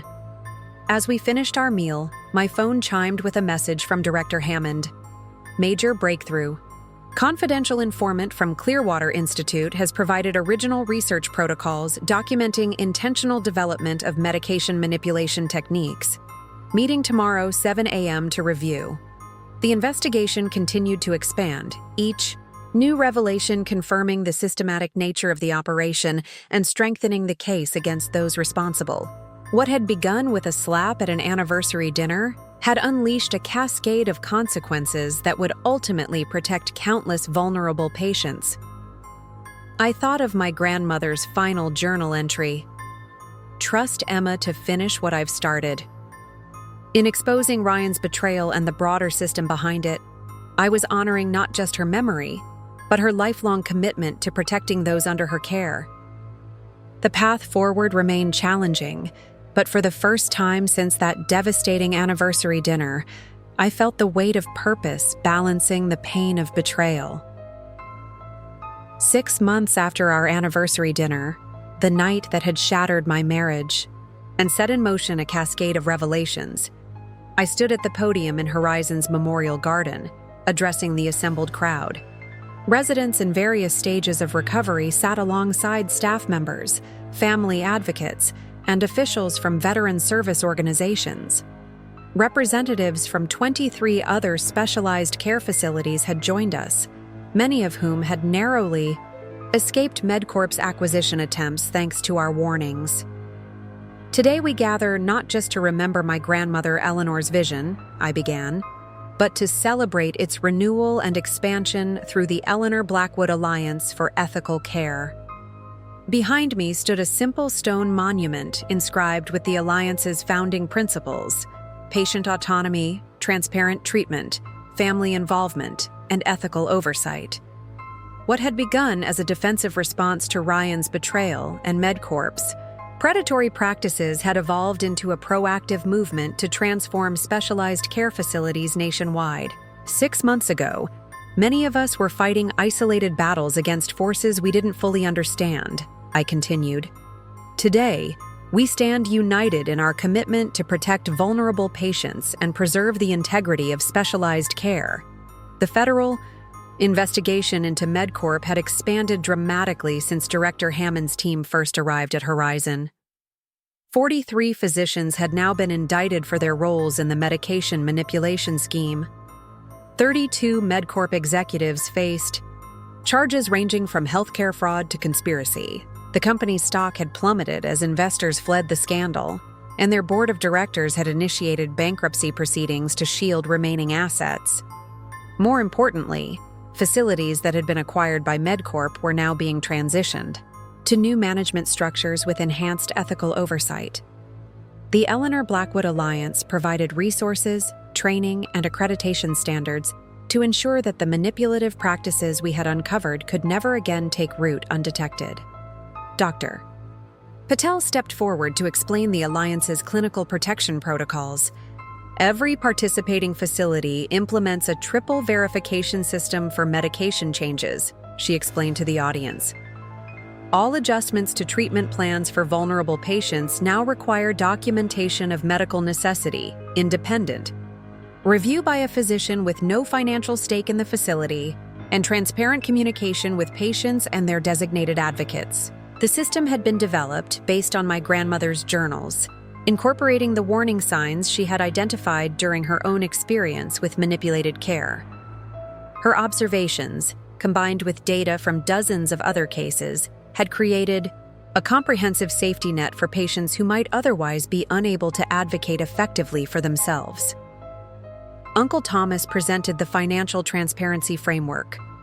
Participating facilities now undergo regular independent audits of all financial relationships with physicians, pharmaceutical companies, and corporate entities, he detailed.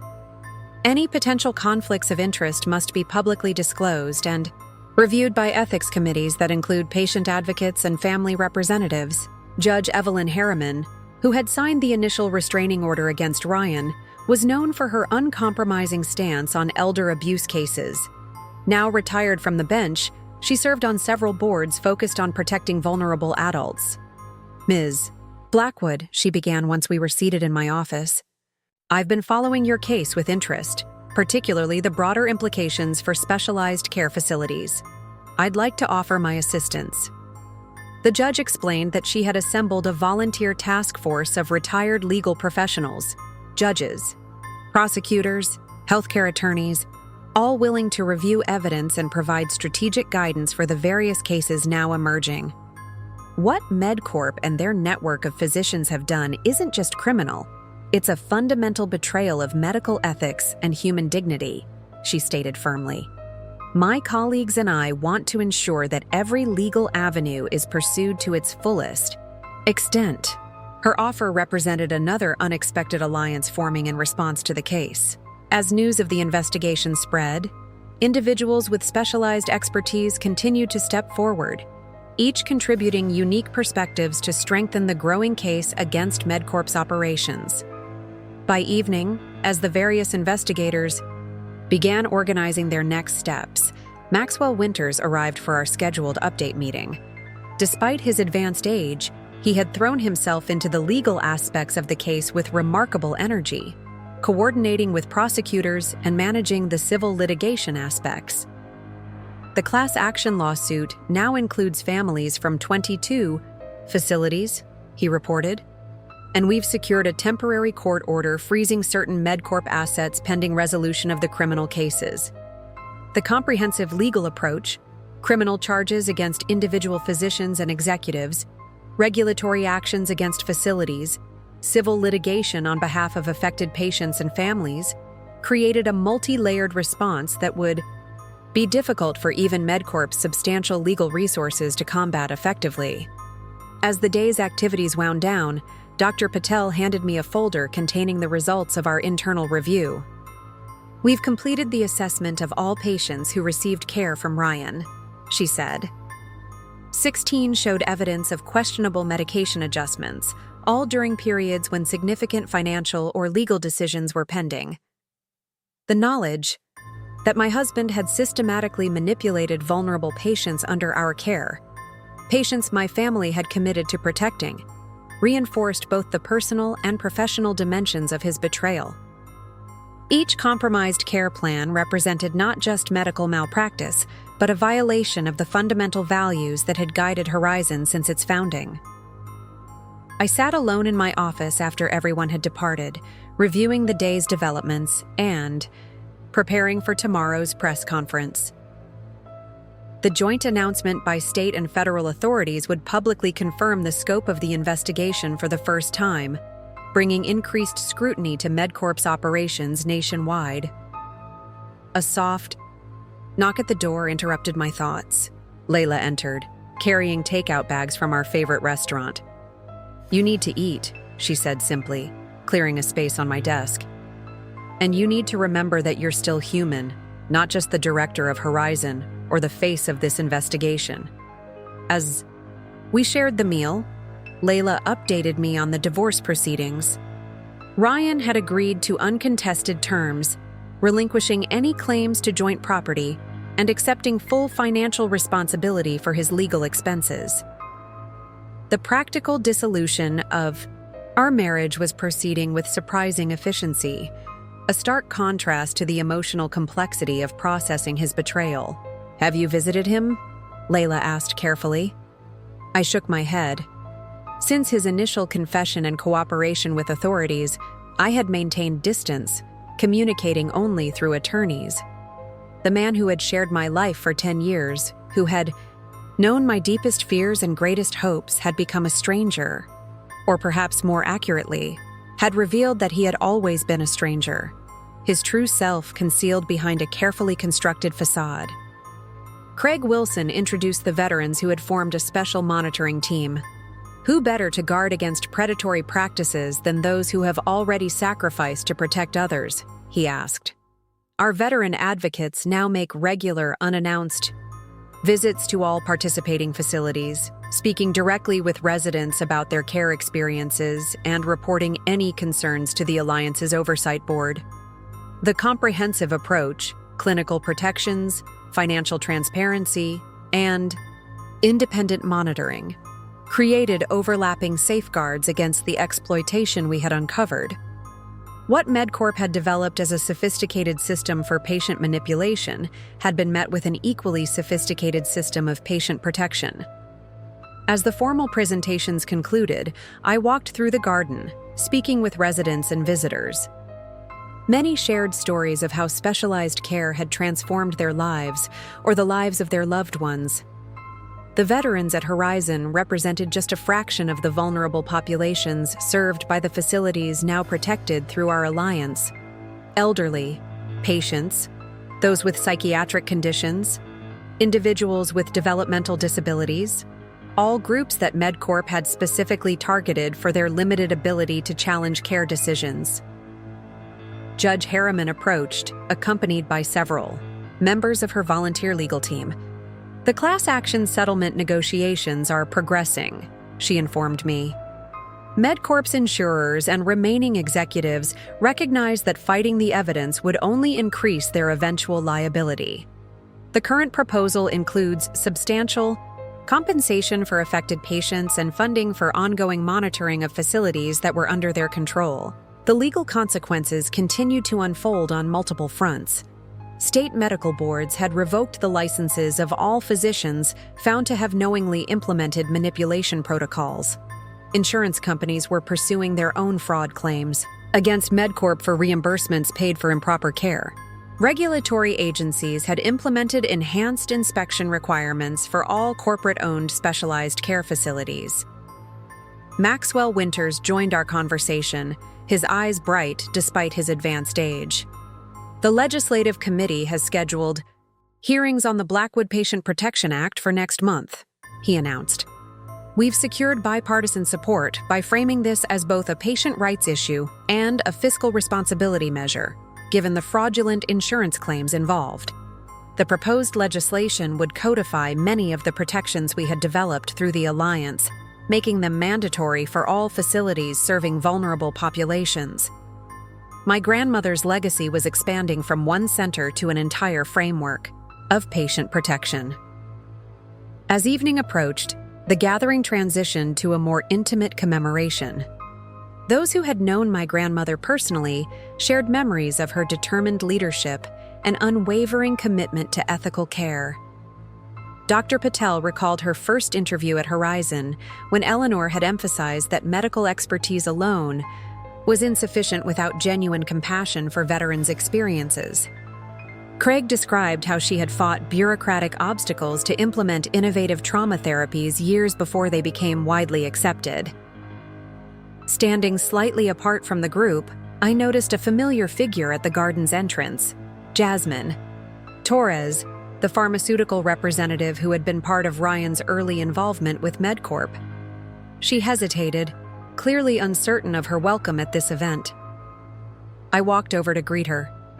Since providing key evidence about MedCorp's recruitment of physicians, she had left the pharmaceutical industry entirely and was now working with healthcare advocacy groups to expose manipulative marketing practices.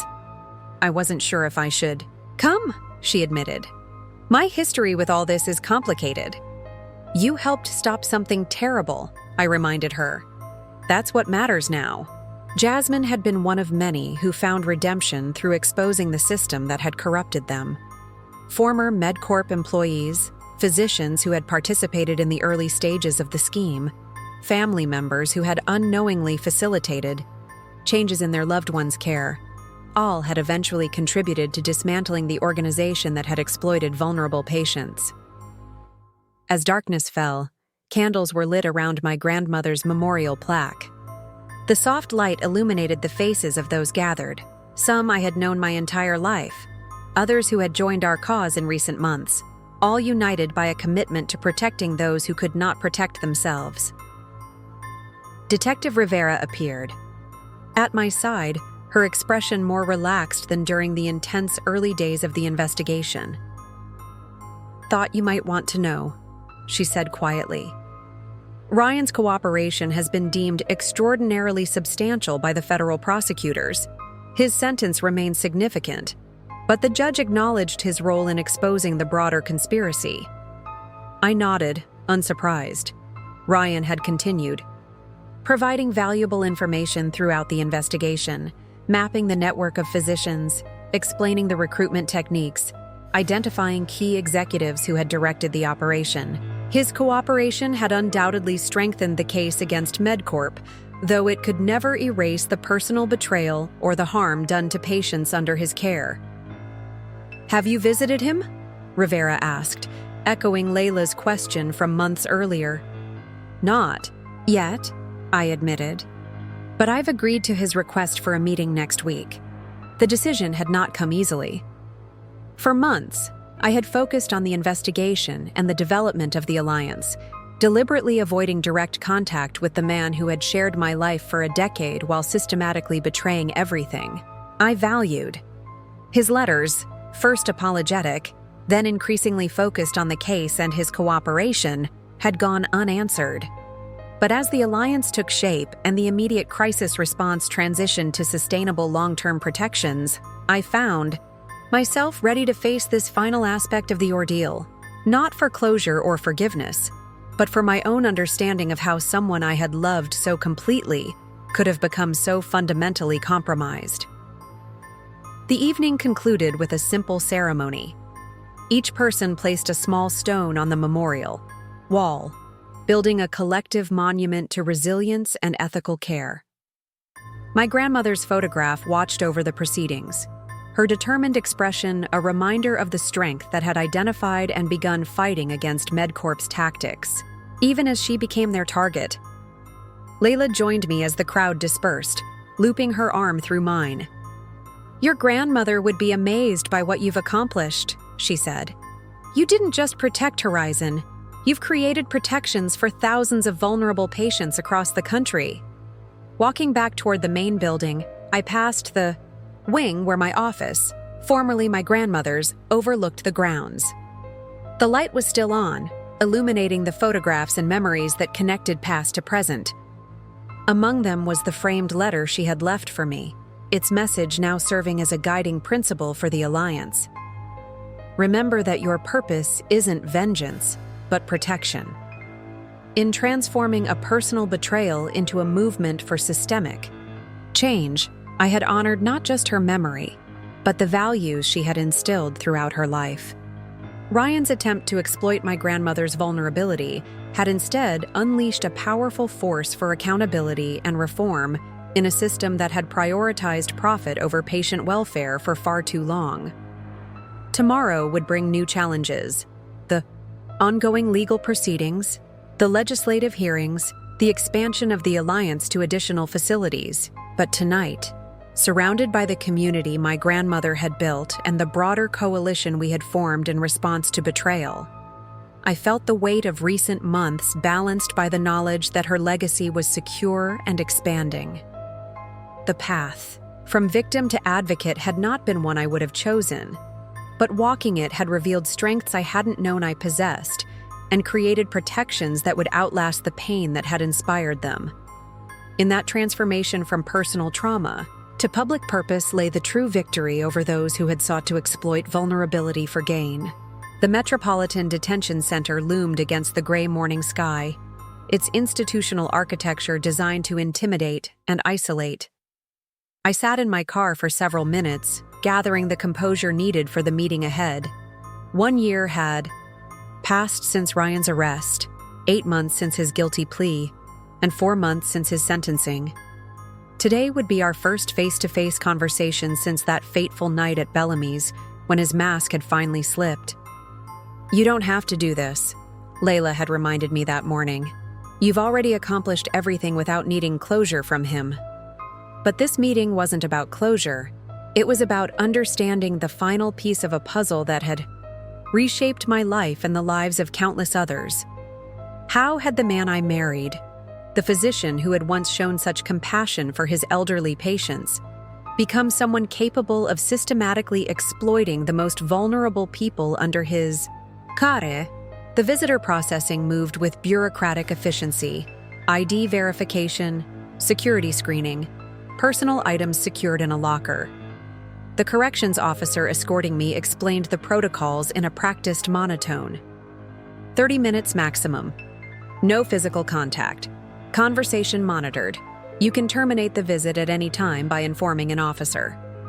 The visitor's room was divided by a thick plexiglass barrier, booths arranged in a row with mounted telephones for communication. Other visitors, mostly women, sat in similar stations, speaking with men in identical khaki prison uniforms. Some leaned forward earnestly. Others maintained rigid postures reflecting complicated emotions. When Ryan appeared through the security door, I barely recognized him. The confident physician with his designer suits and carefully styled appearance had been replaced by someone thinner, paler, his movements hesitant rather than assured. He paused when he saw me, a complex series of emotions crossing his face before he approached the booth and sat opposite the barrier. We both reached for our respective telephones simultaneously. "Emma," he began, his voice slightly distorted through the connection. "Thank you for coming. I wasn't sure you would."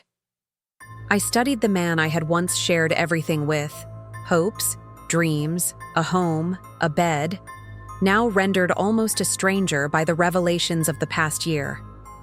"I'm not here for reconciliation," I said clearly, establishing the boundaries immediately. "I'm here to understand." He nodded, accepting this limitation. "What would you like to know?" When did it start? The question that had haunted me since discovering his betrayal.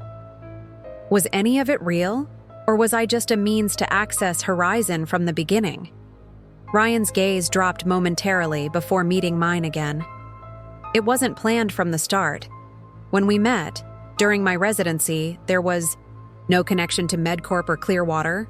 That came later, during my fellowship.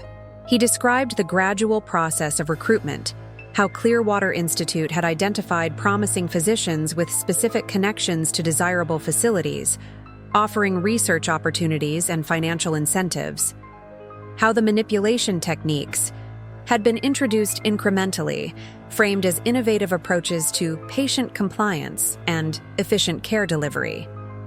They were smart about it, he explained. They never asked us to do anything overtly unethical at first. It was always justified as modern healthcare economics, optimizing limited resources, standardizing treatment approaches. The financial rewards came later, after we were already implementing their protocols. I thought of my grandmother's journals, documenting her growing awareness as her medications were adjusted to influence her decision-making. But you knew what you were doing to Eleanor. You saw the effects firsthand. His expression tightened with what might have been genuine remorse. By then, I was already compromised. The techniques had become standard practice in my approach to geriatric care. The financial incentives had grown substantial. And MedCorp made it clear that my career advancement depended on delivering the Horizon acquisition.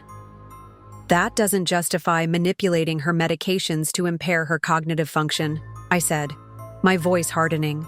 She trusted you as her physician and as family. I'm not justifying it, he replied quietly. I'm trying to explain how someone with good intentions can become corrupted so completely that they lose sight of fundamental ethical boundaries. The system is designed to normalize exploitation incrementally until unconscionable actions become routine professional decisions. The explanation echoed findings from the federal investigation, how MedCorp had systematically identified physicians with financial pressures or ambitions beyond their current positions, gradually drawing them into increasingly unethical practices through a combination of incentives, peer validation, and professional consequences for non-compliance. When did I become a target? I asked. When did our marriage become part of their strategy? Ryan's answer confirmed my worst suspicions. They identified you as a potential asset about 3 years into our marriage, when Eleanor's health began showing early signs of decline. They knew she was grooming you to take over Horizon. Eventually, the timeline aligned with subtle shifts I had noticed in our relationship. Ryan's sudden interest in the center's operations, his insistence on accompanying me to events with my grandmother, his encouragement for me to focus on outreach programs, while he handled the stressful details of Eleanor's medical care. Did you ever consider telling me what was happening? I asked. Was there ever a moment when you thought about refusing their demands? His hesitation spoke volumes. There were moments of doubt, especially early on, but MedCorp had structured my involvement so that exposing them would implicate me as well. By the time Eleanor became their primary target, I was already legally compromised through my treatment of other patients. The calculated nature of the recruitment and compromise process explained so much about how dozens of otherwise ethically trained physicians had become participants in systematic exploitation. Each had been carefully maneuvered into a position where continued participation seemed less damaging than exposure or resistance.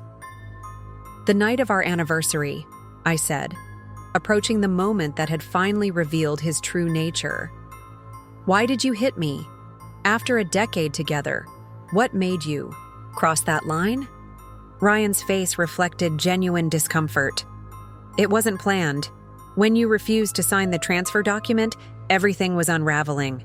MedCorp's deadline, the pending medical board investigation, Eleanor's amended will, it was all coming apart. In that moment of panic, I became someone I didn't recognize. The explanation wasn't justification, but it completed my understanding of how our marriage had ended, not with a civilized discussion of irreconcilable differences, but with a moment of unmasked desperation when his carefully constructed deception faced collapse. I've cooperated fully with the investigation, he added, perhaps seeking some redemption in my eyes. Everything I know about their operations, their recruitment techniques, their management methods, it's all been provided to the federal prosecutors. Not for my benefit, I noted. for sentence reduction. He didn't deny this. My motivations don't change the value of the information. The system that corrupted me is being dismantled because of what I've revealed. As our allotted time drew to a close, Ryan asked the question I had expected from the beginning. "Can you ever forgive me, Emma?" I considered my response carefully. Forgiveness isn't relevant to what happens next. Your actions have consequences that extend far beyond our marriage or my personal feelings. What matters is that the patients who were harmed receive justice, and that the systems that enabled this exploitation are reformed so it never happens again. Standing to leave, I delivered my final message. The Eleanor Blackwood Alliance has implemented protections in over 40 facilities now. Legislation based on our model is advancing in 7 states. My grandmother's legacy will be the safeguarding of vulnerable patients for generations to come. That's what I choose to focus on, not the betrayal that started this journey, but the protections we've built in response. As I walked away, leaving Ryan to be escorted back to his cell, I felt no dramatic sense of closure, no weight lifting from my shoulders. Understanding the mechanisms of his corruption provided context, but not comfort. What provided genuine peace was knowing that the systems designed to exploit vulnerability were being replaced by frameworks designed to protect it. Outside, the spring air carried the scent of new growth. Director Hammond was waiting by my car, case files in hand for our scheduled meeting about the ongoing investigation. Dr. Patel had texted updates about a new facility joining the Alliance. Uncle Thomas had forwarded the latest legislative progress report. The work continued, expanding beyond the personal betrayal that had initiated it. In transforming trauma into systemic change, I had found not just healing, but purpose.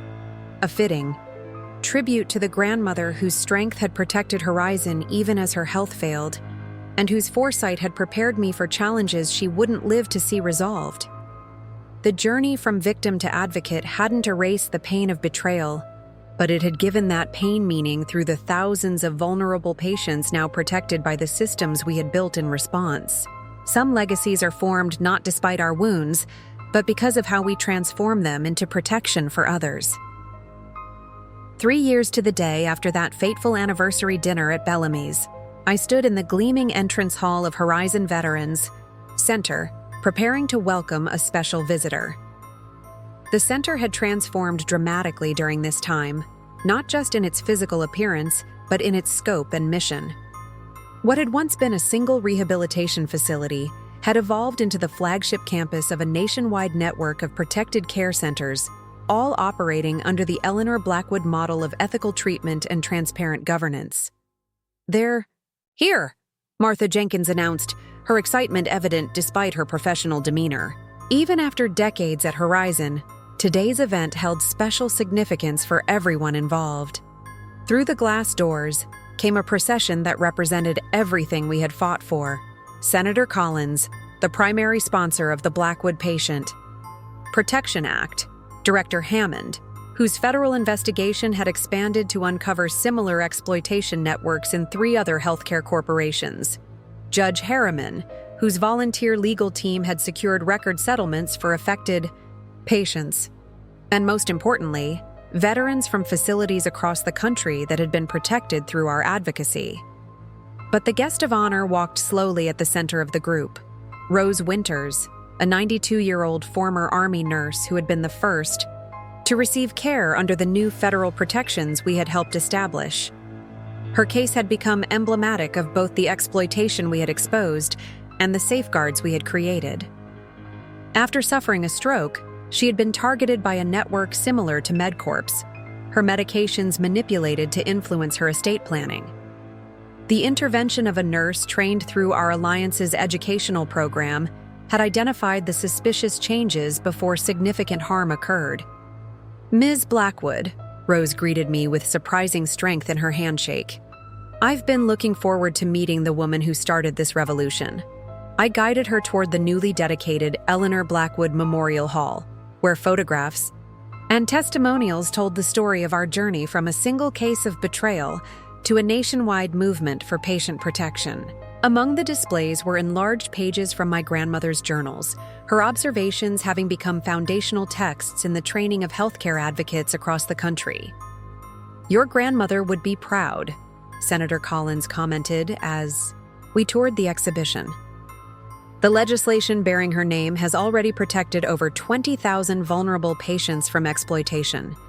The Blackwood Patient Protection Act, passed 18 months after Ryan's initial arrest, had codified the safeguards we developed through the Alliance: mandatory multi-party verification for significant care changes, financial transparency, requirements for all specialized facilities, independent advocacy for patients with cognitive vulnerabilities, and enhanced penalties for those who exploited medical trust relationships.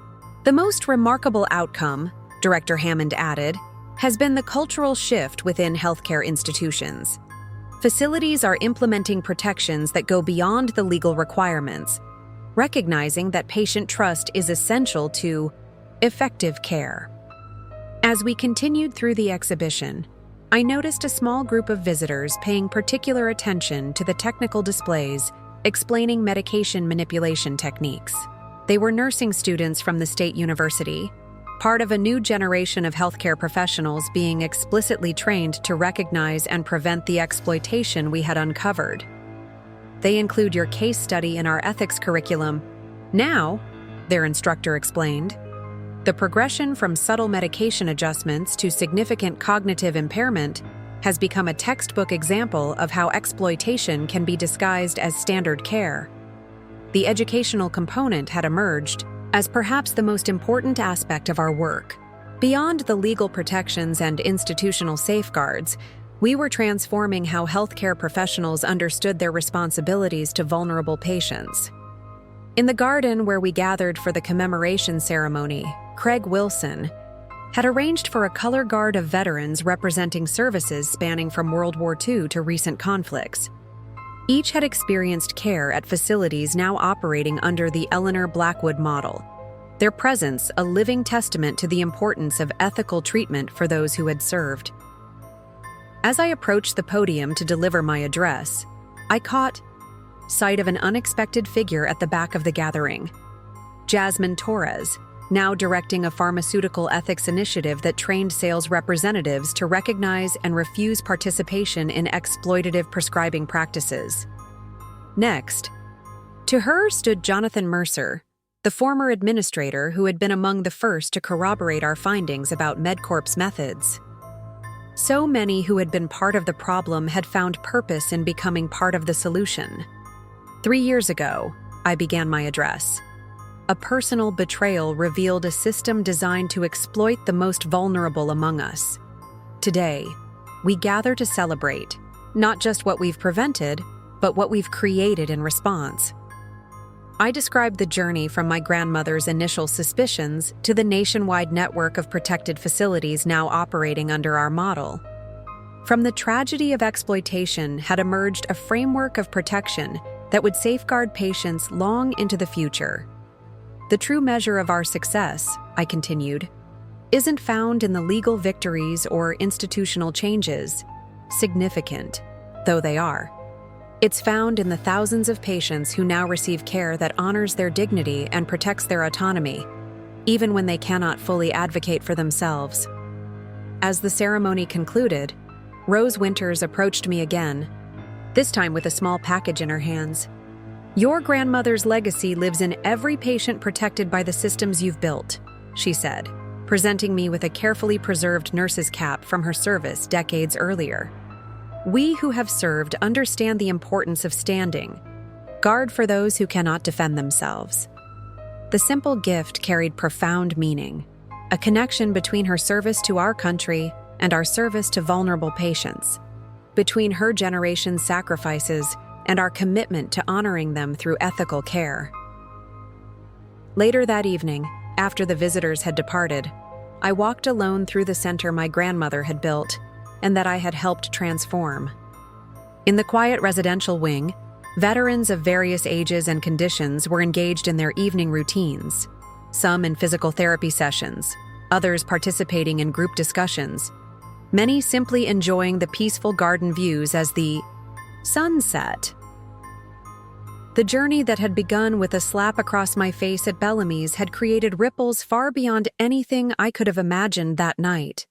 A personal betrayal, painful as it was, had unveiled systemic exploitation that might otherwise have continued unchecked for years. The wound that Ryan had inflicted had ultimately led to healing and protection for countless others.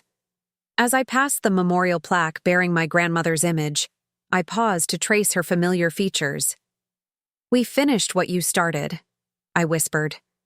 "And it's grown beyond anything either of us could have imagined." The legacy of Eleanor Blackwood now extended far beyond one rehabilitation center or one family's commitment to veterans. It had become a national standard for ethical care, a framework for protecting the vulnerable, and a reminder that sometimes our greatest contributions emerge from our deepest wounds, if we have the courage to transform pain into purpose.